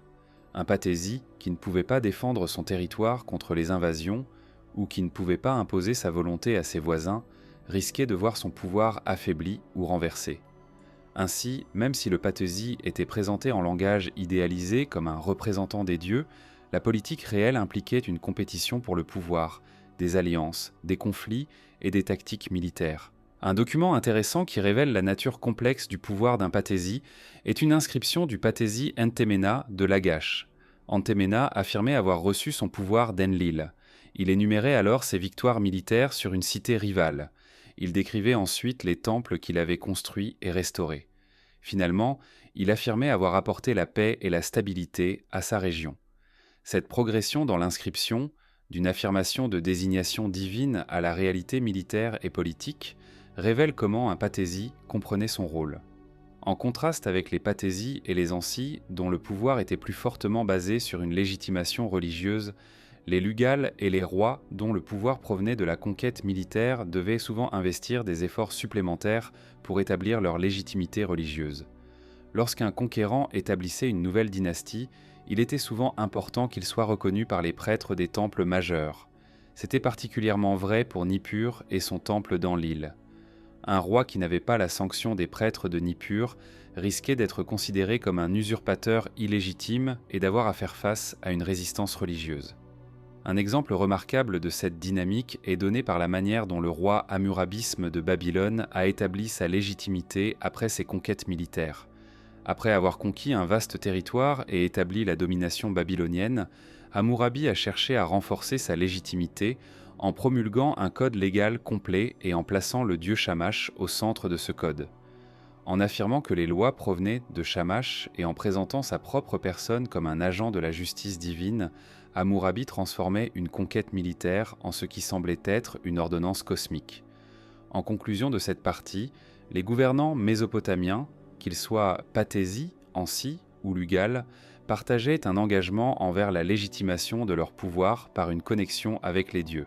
Même si le pathési était idéalement un administrateur pieux dont le pouvoir était entièrement basé sur une désignation divine, et même si le lugal était un guerrier dont le pouvoir provenait de la conquête, tous les gouvernants affirmaient une relation avec le divin. Cette universalité de l'appel à la légitimation divine révèle un aspect fondamental de la pensée politique mésopotamienne. Aucun gouvernement ne pouvait être considéré comme légitime s'il ne pouvait pas affirmer une connexion avec le domaine divin. À mesure que nous progresserons vers la conclusion de cette exploration, nous verrons comment cet ensemble de conceptions du pouvoir a façonné les trajectoires de politique de la Mésopotamie. Akkad était une région du centre-nord de la Mésopotamie dont les habitants parlaient l'akkadien, une langue sémitique plutôt que le sumérien. Au cours du 3e millénaire avant notre ère, les Akkadiens, initialement une population mineure et subordonnée aux villes-États sumériennes, augmentèrent graduellement en puissance politique et culturelle. Leur ascension culmina avec l'établissement d'un empire akkadien centralisé sous Sargon d'Akkad, qui conquit les cités sumériennes et établit le contrôle sur l'ensemble de la Mésopotamie. Cependant, plutôt que de simplement imposer leur propre système de gouvernement, les Akkadiens absorbèrent et transformèrent les structures religieuses et politiques sumériennes, créant une synthèse culturelle unique. Sargon d'Akkad était une figure quasi légendaire des textes akkadiens anciens. Selon une inscription autobiographique découverte sur une tablette, Sargon était d'origine humble, peut-être né esclave ou fils d'un prêtre. Il s'éleva au pouvoir en devenant officier militaire pour le roi de Kish, puis en renversant ce roi et en conquérant ses territoires. Sargon établit ensuite sa capitale à Akkad et conquit systématiquement les cités sumériennes une par une. Après avoir consolidé le contrôle de la Mésopotamie, Sargon prit des titres impériaux, affirmant qu'il était le roi de Sumer et d'Akkad, et même qu'il contrôlait des territoires au-delà de la Mésopotamie. L'intéressant à propos de Sargon est la manière dont il légitimait son pouvoir malgré ses origines externes et conquérantes. Sargon n'était pas un Sumérien, et il ne pouvait pas revendiquer une descente d'une dynastie sumérienne établie. Il ne pouvait donc pas prétendre que la royauté avait été transmise à lui de manière traditionnelle. Au lieu de cela, Sargon affirmait que la déesse Inanna l'avait choisi directement pour régner. L'inscription autobiographique de Sargon raconte comment, en sa jeunesse, il aurait eu des rêves ou des visions dans lesquels Inanna lui avait dit qu'elle l'avait oint pour la royauté. Par ce moyen, Sargon revendiquait une connexion religieuse directe qui légitimait son droit à régner, même si cette légitimation était différente de la légitimation traditionnelle sumérienne. L'empire akkadien sous Sargon et ses successeurs immédiats, particulièrement son petit-fils Naram-Sin, représentait un pic de centralisation politique et de pouvoir militaire en Mésopotamie. Naram-Sin, en particulier, étendit l'empire à son apogée. Cependant, Naram-Sin fit quelque chose de remarquable d'un point de vue idéologique. Il déclara qu'il était lui-même un dieu. Il établit une statue de lui-même dans un temple et ordonna qu'il soit vénéré comme une divinité. Cette revendication de divinité était une rupture importante avec la tradition sumérienne, où les rois étaient généralement présentés comme des représentants des dieux plutôt que comme des dieux eux-mêmes. La revendication de divinité de Naram-Sin n'était pas simplement une expression d'arrogance personnelle, mais reflétait une transformation idéologique du concept de royauté. Naram-Sin affirmait que, du fait de son immense pouvoir et de ses accomplissements extraordinaires, il avait transcendé la condition humaine ordinaire et s'était élevé au statut divin. Les inscriptions de Naram-Sin énuméraient ses conquêtes militaires, ses constructions de temples et ses réformes administratives comme preuve de ce statut surhumain. Cette idée d'un roi-dieu était nouvelle en Mésopotamie et aurait des implications à long terme pour la manière dont le pouvoir royal était conçu. L'empire akkadien, malgré sa puissance initiale, ne dura pas longtemps. Environ un siècle après Sargon, l'empire akkadien fut détruit par une combinaison de facteurs. Il y avait une invasion de peuples montagnards, appelés les Gutiens, qui attaquèrent l'empire akkadien du Nord. Il y avait aussi une série de disettes et de famines que les textes anciens attribuaient à une manifestation de la colère des dieux. Les derniers rois akkadiens tentèrent de défendre l'empire contre ces menaces externes et internes, mais échouèrent. L'empire s'effondra et les Gutiens occupèrent la Mésopotamie pendant un siècle avant d'être à leur tour renversés. Cependant, bien que l'empire akkadien politique ait pris fin, l'impact culturel des Akkadiens sur la Mésopotamie persista. L'akkadien devint la langue dominante, même après l'effondrement de l'empire. Les traditions religieuses akkadiennes furent fusionnées avec les traditions sumériennes, créant une synthèse où certains éléments sumériens étaient réinterprétés à travers une lentille akkadienne.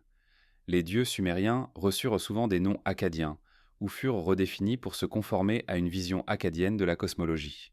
Par exemple, Marduk, un dieu akkadien mineur, fut élevé au statut de divinité suprême dans le mythe de l'Enuma Elish. Un aspect important de cette absorption culturelle était la manière dont les Akkadiens incorporaient les traditions sumériennes dans leur propre idéologie de pouvoir. Plutôt que de rejeter les traditions sumériennes comme étant inférieures ou hérétiques, les Akkadiens les adoptaient et les transformaient là. Un roi akkadien affirmerait non seulement que les dieux akkadiens l'avaient oint pour régner, mais aussi qu'il était le choisi des dieux sumériens. Il prétendrait avoir été investi de l'autorité royale dans les temples sumériens majeurs, particulièrement à Nippur. Cette double légitimation, akkadienne et sumérienne, créait un système idéologique plus robuste qui pouvait s'appliquer à une population diverse et multiculturelle. Les tablettes akkadiennes découvertes par les archéologues révèlent aussi comment les Akkadiens comprenaient leur propre histoire. Certains textes akkadiens présentaient l'ascension des Akkadiens comme une manifestation de la volonté divine. Un texte en particulier, l'inscription de Sargon découverte à Nippur, affirmait que Sargon avait été choisi par Enlil pour exercer une puissance universelle et apporter l'ordre au monde.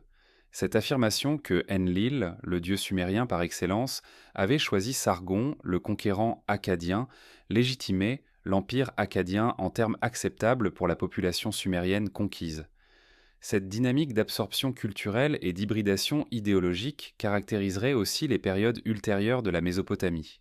Lorsque les Babyloniens, un autre groupe sémitique, s'élèveraient au pouvoir au XVIIIe siècle avant notre ère, ils suivraient un modèle similaire. Ils adopteraient les traditions religieuses sumériennes et akkadiennes, élèveraient Marduk, leur dieu patron, au statut de divinité suprême et afficheraient leur respect pour les traditions mésopotamiennes antérieures. Cette capacité à absorber et à transformer les traditions culturelles antérieures était un facteur clé de la continuité et de la résilience de la civilisation mésopotamienne. En conclusion de cette partie, la transformation de la Mésopotamie par les Akkadiens révèle un processus d'hybridation culturelle et d'évolution idéologique. Les Akkadiens ne détruisaient pas simplement la culture sumérienne et ne la remplaçaient pas par leur propre culture intacte. Au lieu de cela, ils absorbaient les éléments sumériens et les transformaient pour s'adapter à leur propre vision du pouvoir et de la cosmologie. Cette absorption reflétait une réalité politique pragmatique. Pour régner efficacement sur une population dont la majorité était sumérienne, les Akkadiens devaient respecter les traditions religieuses et politiques sumériennes, même en les transformant. Ce processus d'hybridation nous rappelle que l'histoire du pouvoir en Mésopotamie n'était pas simplement une succession de conquêtes et de remplacements, mais plutôt un processus complexe de fusion culturelle et d'évolution idéologique. L'épopée de Gilgamesh est l'une des œuvres littéraires les plus importantes de l'Antiquité mésopotamienne. Composée en akkadien, bien que basée sur des récits sumériens plus anciens, cette épopée raconte l'histoire de Gilgamesh, un roi de la cité d'Uruk, et de sa quête pour comprendre sa propre mortalité. Le texte se compose de 12 tablettes et a été découvert dans les ruines de Ninive, dans la bibliothèque du roi assyrien Assurbanipal. L'épopée de Gilgamesh nous fournit un portrait psychologique et idéologique détaillé d'un roi ancien et révèle beaucoup sur la manière dont la royauté était comprise et des défis auxquels elle était confrontée. Au commencement de l'épopée, Gilgamesh est présenté comme un roi puissant, arrogant et tyrannique. Le texte décrit comment Gilgamesh exerce son droit de première nuit avec les femmes de la cité avant qu'elles ne se marient, et comment il oppresse le peuple d'Uruk par des impôts et des exigences de travail excessifs. Les habitants d'Uruk se plaignent à la déesse Aruru, qui crée alors un homme sauvage appelé Enkidu pour rivaliser avec Gilgamesh et le tempérer. Enkidu, élevé dans la nature loin de la civilisation, est initialement un homme bestial et sans culture. Cependant, après une rencontre avec une femme de plaisir sumérienne, Enkidu est civilisé et amené à la cité d'Uruk. À Uruk, Enkidu et Gilgamesh entrent d'abord en conflit violent. Ils se battent et se jettent à terre, se mesurant mutuellement. Cependant, cette lutte initiale mène à une amitié profonde et durable. Enkidu devient le compagnon de Gilgamesh et les deux entreprennent ensemble une série d'aventures. Ils voyagent pour combattre Umbaba, un géant gardien d'une forêt cèdre. Ils le vainquent après un combat féroce.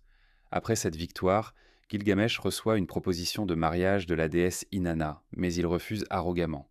Inanna, insultée par ce refus, envoie le taureau céleste pour attaquer Gilgamesh et Enkidu. Bien qu'il vainque le taureau, cette victoire sur les forces divines insulte Inanna.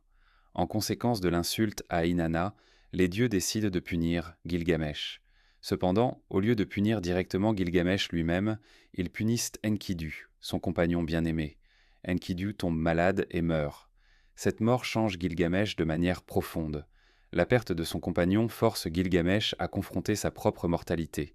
Réalisant que tous les hommes, même les rois puissants, doivent mourir, Gilgamesh est rempli de chagrin et de terreur. Il entreprend ensuite une quête pour trouver Utnapishtim, le seul mortel à qui l'immortalité avait été accordée après le déluge. Le voyage de Gilgamesh à la recherche d'Utnapishtim traverse des paysages fantastiques et rencontre diverses créatures et figures. Il rencontre un scorpion homme et sa femme qui gardent l'entrée d'un tunnel qui traverse une montagne. Après avoir traversé ce tunnel, Gilgamesh arrive à un paysage extraordinaire où il rencontre une femme tabernière. Elle lui dit que personne n'a jamais trouvé l'immortalité et que sa quête est vaine. Cependant, elle indique aussi comment trouver Utnapishtim, qui habite au-delà d'un océan primordial. Gilgamesh finit par trouver un homme appelé Urshanabi, qui est un conducteur de barque et qui peut conduire Gilgamesh à travers l'océan. Quand Gilgamesh finalement rencontre Utnapishtim, le survivant du déluge raconte à Gilgamesh l'histoire du déluge, comme nous l'avons discuté dans une section antérieure. Utnapishtim explique ensuite à Gilgamesh que l'immortalité était un don extraordinaire qui avait été accordé à lui personnellement par les dieux pour sa piété et sa sagesse. Cette immortalité ne pouvait pas être obtenue par la quête ou par l'effort personnel. C'était un don divin pur et simple. Après cette explication, Utnapishtim propose à Gilgamesh un test. Utnapishtim lui demande de rester éveillé pendant 6 nuits et 7 jours pour prouver qu'il a la capacité requise pour l'immortalité. Cependant, Gilgamesh échoue le test. À chaque nuit, il s'endort, malgré ses efforts pour rester éveillé.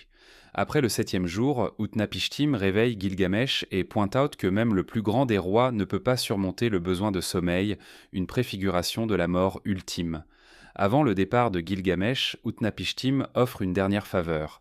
Il raconte à Gilgamesh une plante qui pousse au fond de l'océan et qui a le pouvoir de rajeunir celui qui la mange. Gilgamesh plonge dans l'océan, récupère la plante et commence le voyage de retour à Uruk. Cependant, en route, une tragédie survient. Pendant que Gilgamesh se repose, un serpent s'approche et vole la plante de rajeunissement. Le serpent mange la plante et s'enfuit. Gilgamesh, réalisant qu'il a perdu sa dernière chance d'immortalité ou de rajeunissement, est accablé par le chagrin. Il retourne à Uruk sans la plante et sans l'immortalité. L'épopée se termine avec Gilgamesh acceptant finalement sa mortalité. Bien qu'il ne soit pas devenu immortel, Gilgamesh a construit les murs de la cité d'Uruk, un accomplissement durable qui lui donnera une certaine forme d'immortalité à travers l'héritage qu'il laisserait. L'épopée de Gilgamesh révèle plusieurs idées importantes sur la royauté et la condition humaine. Premièrement, elle établit que même le plus grand des rois est finalement soumis à la mort. Aucun pouvoir politique, aucune richesse, aucune sagesse ne peut surmonter la mortalité fondamentale de l'existence humaine. Deuxièmement, elle montre que la vraie gloire d'un roi réside non pas dans la vanité personnelle ou la domination oppressive, mais dans les accomplissements durables comme la construction de temples ou de murs qui bénéficient à la communauté. Troisièmement, elle enseigne l'importance de l'amitié et de la companionship, avec la mort d'Enkidu transformant Gilgamesh du roi arrogant qu'il était en un personnage plus sage et plus compatissant. Le texte contient aussi une critique subtile de la royauté oppressive. Au début de l'épopée, Gilgamesh est présenté comme un roi qui oppresse son peuple. C'est cette oppression qui pousse les habitants d'Uruk à prier pour une intervention divine. Bien que l'épopée ne propose pas explicitement une alternative politique, elle suggère que la royauté oppressive est illégitime et que les dieux interviennent pour en modérer l'excès. Cet message aurait pu servir d'avertissement aux rois mésopotamiens sur les dangers de tyrannie excessive. En conclusion de cette partie, l'épopée de Gilgamesh nous fournit un portrait psychologique et idéologique du roi ancien et des limitations fondamentales de la royauté. Elle révèle que, contrairement à la présentation idéalisée de la royauté comme une position de pouvoir quasi divin, la réalité était plus humaine et plus limitée. Un roi, aussi puissant qu'il soit, ne pouvait pas échapper à la condition humaine fondamentale de la mortalité. La véritable gloire d'un roi résidait dans ses accomplissements durables et dans son service à sa communauté, pas dans la puissance personnelle ou la domination tyrannique. À mesure que nous approchons de la conclusion de cette exploration, ce message sur les limitations de la royauté et l'importance des accomplissements durables nous rappelle une vérité fondamentale sur le pouvoir ancien. Au cours du dernier siècle et demi, depuis que les premières tablettes sumériennes ont été découvertes et déchiffrées, une grande variété d'interprétations ont été proposées concernant le sens de ces textes. Certaines de ces interprétations ont été basées sur une méthode archéologique et paléographique rigoureuse. D'autres ont impliqué un degré plus élevé de spéculation ou de reconstruction. Il est important que nous examinions les méthodes par lesquelles les savants modernes ont interprété les textes anciens et que nous comprenions tant les forces que les limitations de ces interprétations. L'approche traditionnelle de l'étude des textes sumériens et akkadiens a été basée sur la philologie et l'archéologie. Les savants ont d'abord appris la langue ancienne, puis ont traduit les textes aussi littéralement et précisément que possible. Ils ont ensuite placé ces textes dans un contexte archéologique en examinant le site où ils avaient été découverts, d'autres artefacts du même lieu et de la même période, et la chronologie générale établie par d'autres méthodes archéologiques. Cette approche philologique et archéologique rigoureuse a permis aux savants de construire une compréhension solide de nombreux aspects de la civilisation mésopotamienne. Cependant, à côté de cette approche rigoureuse, d'autres interprétations moins conventionnelles ont aussi été proposées. À partir des années 60 du XXe siècle, certains savants et écrivains ont proposé que les divinités décrites dans les textes sumériens étaient en réalité des êtres extraterrestres qui avaient visité la Terre. Selon cette interprétation, les Anunnaki, les divinités décrites dans certains textes sumériens, étaient en réalité une race extraterrestre qui avait créé l'humanité comme une race de travailleurs esclaves. Ces théories, popularisées par des écrivains comme Erich von Däniken et Zecharia Sitchin, ont captivé l'imagination du public, but n'ont pas été acceptés par la majorité des savants académiques. Les problèmes avec l'interprétation extraterrestre sont nombreux. Premièrement, aucune preuve textuelle, archéologique ou paléographique n'appuie l'existence d'êtres extraterrestres visités à la Terre. Les textes sumériens décrivent les dieux comme ayant une forme humanoïdale, mais cela était une vision commune chez les cultures anciennes à travers le monde. Deuxièmement, cette interprétation ignore le contexte religieux et mythologique des textes sumériens. Les dieux sumériens étaient enracinés dans une cosmologie mésopotamienne cohérente qui pouvait être comprise entièrement en termes de concepts religieux et philosophiques anciens, sans recourir à une intervention extraterrestre. Troisièmement, l'interprétation extraterrestre tend à minimiser les accomplissements intellectuels et culturels réels de la civilisation sumérienne en suggérant que les Sumériens eux-mêmes ne pouvaient pas avoir créé les innovations qu'ils prétendaient avoir créées. Une critique plus substantielle de l'interprétation extraterrestre provient du fait qu'elle se base sur une lecture sélective et décontextualisée des textes. Les proponents de cette théorie choisissent certains passages des textes sumériens, en isolent certains mots ou phrases et les réinterprètent à la lumière de leurs propres hypothèses. Cependant, lorsque ces passages sont lus dans leur contexte complet et à la lumière d'autres textes mésopotamiens, une image très différente émerge. Par exemple, les Anunnaki sont décrits dans les textes sumériens comme les juges du monde inférieur ou du Kur, un domaine purement mythologique et religieux, pas un domaine physique qui aurait pu être visité par des êtres extraterrestres. Une autre approche méthodologique dans l'étude des textes sumériens a été l'analyse comparative. Les savants ont comparé les textes sumériens avec les textes d'autres cultures anciennes, notamment l'Égypte, Hittite, la Grèce ancienne et l'Inde ancienne. Ces comparaisons ont révélé certains parallèles intéressants dans les thèmes mythologiques, les structures cosmologiques et les concepts politiques. Cependant, l'analyse comparative a aussi révélé des différences importantes. Bien que de nombreuses cultures anciennes avaient des récits de création, de déluge et de hiérarchie divine, les formes spécifiques de ces récits variaient considérablement. Une tendance importante dans l'étude moderne des textes sumériens a été l'accent mis sur le contexte social et économique. Les savants ont examiné comment les textes religieux et mythologiques reflétaient et légitimaient les structures sociales et les systèmes économiques réels. Par exemple, les textes qui décrivaient les humains comme ayant été créés pour servir les dieux réfléchissaient probablement les réalités de la société sumérienne où la majorité de la population servait une élite religieuse et politique. Cette approche a permis une compréhension plus riche des textes en les situant dans un contexte socio-économique réel plutôt que de les traiter comme des documents purement religieux ou mythologiques. Un autre développement méthodologique important a été l'utilisation de l'informatique et des bases de données numériques pour étudier les textes anciens. Les chercheurs ont créé des corpus numériques de tablettes sumériennes et akkadiennes permettant une analyse statistique des mots et des thèmes. Cette approche quantitative a permis aux savants d'identifier des patrons et des tendances qui auraient pu être difficiles à détecter par une lecture manuelle. Par exemple, une analyse informatique des textes sumériens a permis aux savants d'identifier comment certains concepts et certaines formes de langage changeaient au fil du temps, fournissant des indices sur l'évolution de la pensée religieuse sumérienne.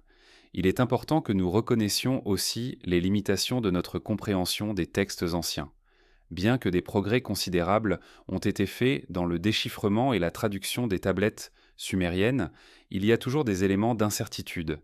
Certains mots ou phrases sumériens ont plusieurs significations possibles et notre compréhension du contexte culturel pouvait être imparfaite.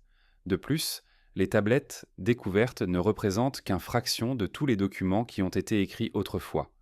Les tablettes qui ont survécu jusqu'à nos jours sont celles qui ont été préservées par chance archéologique, ce qui pourrait introduire un biais dans notre compréhension de la civilisation sumérienne. Une approche particulièrement importante a été ce qu'on appelle la Reception History, l'étude de la manière dont les textes anciens ont été compris et utilisés par les générations ultérieures. Par exemple, les textes sumériens ont été lus, copiés et réinterprétés par les Akkadiens, puis par les Babyloniens. En examinant comment chaque génération successive avait compris et transformé ces textes, nous pouvons apprendre non seulement sur la civilisation sumérienne originelle, mais aussi sur la manière dont les idées évoluaient au fil du temps. Le texte de l'Enuma Elish, par exemple, peut être compris au moins partiellement comme une réinterprétation akkadienne et babylonienne de traditions mythologiques sumériennes plus anciennes. En conclusion de cette partie, la méthode moderne d'étude des textes sumériens implique une combinaison d'approches: traduction philologique rigoureuse, analyse archéologique, contexte socio-économique, analyse comparative et usage de la technologie numérique. Ces approches, lorsqu'elles sont appliquées honnêtement et méthodiquement, permettent une compréhension profonde de la civilisation sumérienne. En contraste, les interprétations qui s'écartent de ces méthodes rigoureuses, comme l'hypothèse extraterrestre, manquent souvent de fondements solides. À mesure que nous approchons de la conclusion de cette exploration, nous apprécions d'autant plus la richesse et la sophistication de la civilisation sumérienne telle que révélée par une étude méthodique de ces textes. Pour mieux comprendre les caractéristiques uniques et universelles de la pensée mésopotamienne concernant le pouvoir et la cosmologie, il est utile de comparer la vision du monde sumérienne avec celle d'autres civilisations anciennes. 3 comparaisons particulièrement fructueuses peuvent être faites avec l'Égypte ancienne, les Hittites et les cultures indo-européennes. Bien que ces civilisations avaient des traditions distinctes et non directement liées, elles partageaient certaines caractéristiques communes avec la Mésopotamie, et elles avaient aussi des différences significatives qui éclairent la pensée sumérienne par contraste. La cosmologie égyptienne ancienne partageait avec la cosmologie mésopotamienne l'idée d'une hiérarchie de divinités gouvernant différents domaines de l'existence. L'Égypte avait aussi un grand nombre de dieux, chacun avec ses propres domaines et responsabilités. Cependant, la cosmologie égyptienne était organisée d'une manière légèrement différente. En Égypte, beaucoup plus qu'en Mésopotamie, le phénomène naturel majeur de la vie quotidienne, le cycle du Nil avec ses inondations régulières, façonnait la vision du cosmos. La cosmologie égyptienne était centrée sur le concept d'ordre ou de Ma'at, un principe d'harmonie cosmique qui devait être maintenu par les dieux et par le pharaon. Le pharaon égyptien, contrairement au roi sumérien, était généralement présenté comme étant lui-même un dieu, pas simplement un représentant des dieux. Le pharaon était souvent présenté comme une incarnation du dieu Horus ou comme le fils du dieu Ré. Cette présentation du pharaon comme dieu incarné était une caractéristique distinctive de la pensée égyptienne. Bien que certains rois akkadiens, notamment Naram-Sin, avaient revendiqué la divinité, cette revendication était moins systématisée et moins universellement acceptée qu'en Égypte. La culture égyptienne, tout au long de sa longue histoire, maintint cette idée qu'un roi était un dieu vivant, tandis que la Mésopotamie oscillait entre des concepts différents de la royauté. Les Hittites, une people indo-européenne qui établit un empire puissant en Anatolie au deuxième millénaire avant notre ère, avaient une cosmologie qui reflétait leurs origines indo-européennes. La religion hittite avait un trait distinctif. Elle incorporait et absorbait les dieux des peuples conquis. Lorsque les Hittites conquéraient une région, ils n'essayaient pas de détruire ou de remplacer les divinités locales, mais plutôt de les intégrer dans leur propre système religieux. Cela créait un panthéon hittite extrêmement divers avec des centaines de divinités provenant de différentes traditions. À cet égard, les Hittites ressemblaient aux Akkadiens. Ils avaient absorbé et transformé les traditions religieuses des peuples qu'ils avaient conquis. Cependant, il y avait une différence dans le degré et le mécanisme de cette absorption. Les Akkadiens avaient adopté et transformé les traditions sumériennes spécifiquement de la Mésopotamie. Les Hittites avaient adopté les traditions religieuses de nombreux peuples différentes à travers tout l'Anatolie et le Levant. Un texte hittite important qui révèle leur pensée cosmologique est le mythe appelé le conflit de Kumarbi. Ce mythe décrit comment une série de générations divines se battaient pour la suprématie cosmique. Un dieu était renversé par son fils, qui était ensuite renversé par son fils. Finalement, le dieu Téchub, un dieu de la tempête, établit sa domination. Ce mythe ressemble remarquablement au mythe de la succession des dieux que nous trouvons dans diverses traditions indo-européennes, notamment dans la théogonie grecque de Hésiode. Les cultures indo-européennes partageaient une structure de mythe cosmique qui était distincte du modèle mésopotamien. En particulier, le mythe de la succession des dieux, où chaque génération de dieux renversait la génération antérieure, était un motif central dans les traditions indo-européennes. Ce motif apparaît dans la théogonie grecque, dans les mythes scandinaves, dans les traditions hindoues et dans d'autres cultures indo-européennes. En contraste, bien que les Sumériens aient des récits de conflits entre les dieux, il n'y avait pas de motif de succession répété, génération après génération. Un autre contraste important entre les cosmologies mésopotamiennes et indo-européennes était le rôle de la femme divinité. En Mésopotamie, il y avait plusieurs déesses importantes, notamment Inanna, Ninursag et Ereshkigal. Ces déesses avaient leur propre domaine d'autorité et leur propre rôle dans la cosmologie. Dans certaines traditions indo-européennes, particulièrement dans les traditions germaniques et scandinaves ultérieures, les déesses avaient un rôle moins central dans la cosmologie et dans la mythologie. Cette différence reflétait probablement les différences dans l'organisation sociale entre les cultures. Un aspect de la comparaison qui est particulièrement révélateur est l'attitude envers le chaos et l'ordre. En Mésopotamie, le chaos était présenté sous la forme de divinités aquatiques primordiales comme Tiamat ou Apsu. L'ordre cosmique était établi par la victoire des dieux jeunes et organisé sur ces forces chaotiques. Cependant, le chaos n'était jamais entièrement détruit. Il restait une menace potentielle qui devait être continuellement contenue. Cette vision du cosmos en tant que champ de tension constant entre l'ordre et le chaos reflétait probablement la réalité physique de la Mésopotamie où les inondations régulières des fleuves représentaient une menace périodique d'inondation et de destruction. En Égypte, le concept d'ordre ou de Ma'at était aussi central, mais la menace au Ma'at était conçue différemment. La menace principale était celle du chaos isnu ou non-être, représenté par le serpent Apophis qui attaquait le dieu Ré chaque nuit alors qu'il voyageait à travers le monde inférieur. Cependant, contrairement à la Mésopotamie, où le chaos était une force externe et primordiale, en Égypte, le chaos était présenté plus comme une absence d'ordre, quelque chose qui s'opposait activement à Maat. Une comparaison utile concerne aussi la manière dont ces différentes cultures envisageaient le monde inférieur ou l'au-delà. En Mésopotamie, le Kur ou l'Irkala était un lieu sombre et lugubre où les esprits des morts subsistaient dans un état diminué. Il n'y avait pas de concept d'une récompense au au-delà pour les justes ou d'une punition pour les malveillants.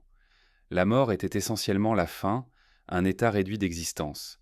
En Égypte, au contraire, le monde inférieur, ou Duat, était envisagé comme un lieu où les justes pouvaient espérer une vie heureuse et éternelle après le jugement par Osiris. Les Égyptiens avaient développé un système élaboré de croyances concernant la résurrection et la vie éternelle. Les morts étaient enterrés avec des provisions et des textes magiques pour les aider dans leur voyage à travers le Duat. Cette différence entre la vision mésopotamienne du monde inférieur comme un lieu de ténèbres et la vision égyptienne comme un lieu potentiel de récompense reflétait une vision plus optimiste de l'existence chez les Égyptiens. Les cultures indo-européennes avaient des visions variées du monde inférieur. Dans la tradition grecque, le monde inférieur, Hadès, était un lieu neutre où toutes les ombres des morts allaient après la mort, indépendamment de leur comportement pendant leur vie. Cependant, il y avait aussi un système de récompense dans les îles des bienheureux pour les héros particulièrement vertueux. Dans la tradition germanique, les guerriers morts au combat allaient à Valhalla, une salle de l'Asgard où ils continuaient à vivre dans un état exalté. Ces comparaisons révèlent que bien que les différentes cultures anciennes avaient des structures cosmologiques similaires, avec des hiérarchies de divinités et des concepts d'ordre et de chaos, les détails spécifiques de ces cosmologies étaient modelés par les conditions environnementales, les structures sociales et les préoccupations spirituelles de chaque culture. La vision mésopotamienne était particulièrement modelée par la réalité des fleuves imprévisibles et de la nécessité de maintenir un ordre complexe d'irrigation et de gouvernement. La vision égyptienne était modelée par la prévisibilité régulière du Nil et par une conception plus optimiste du destin humain. Les visions indo-européennes reflétaient les préoccupations d'une culture de guerriers et la valorisation des exploits militaires.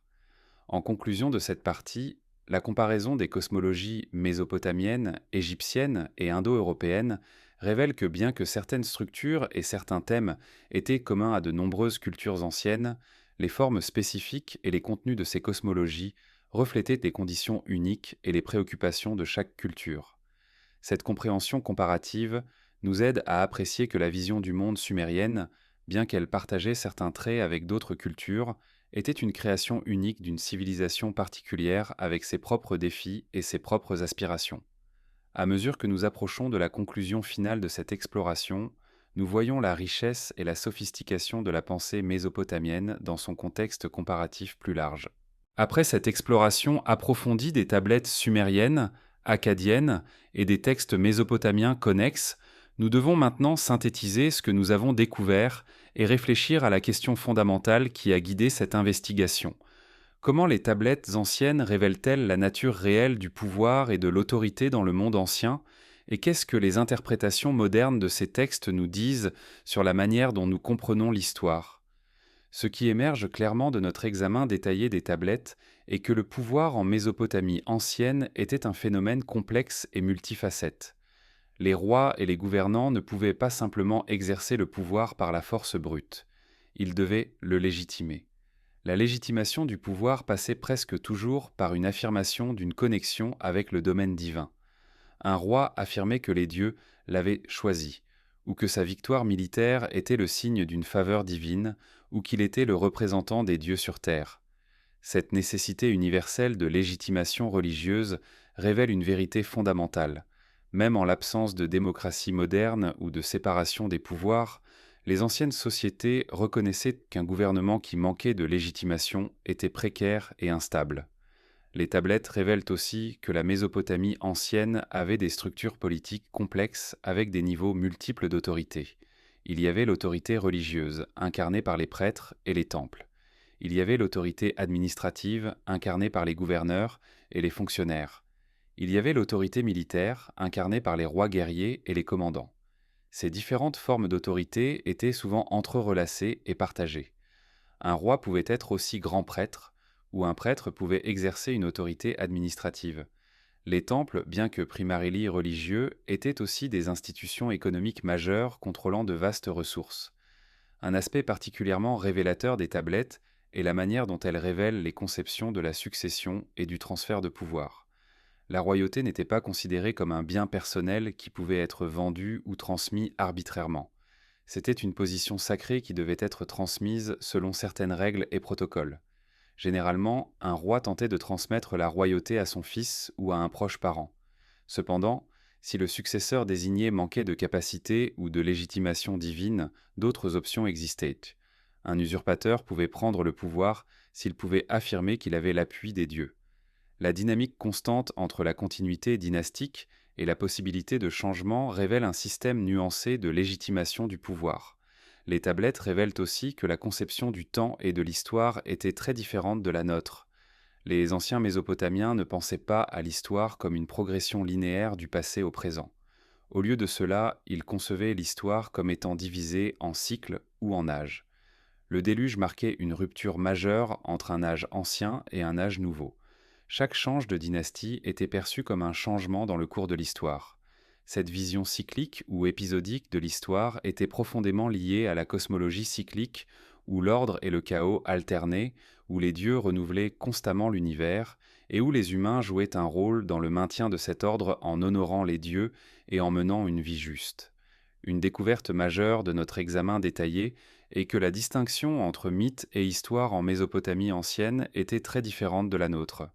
Les récits des rois antédiluviens, avec leurs extraordinaires longévités, ne sont pas présentés comme historiquement littéralement vrais dans la compréhension moderne.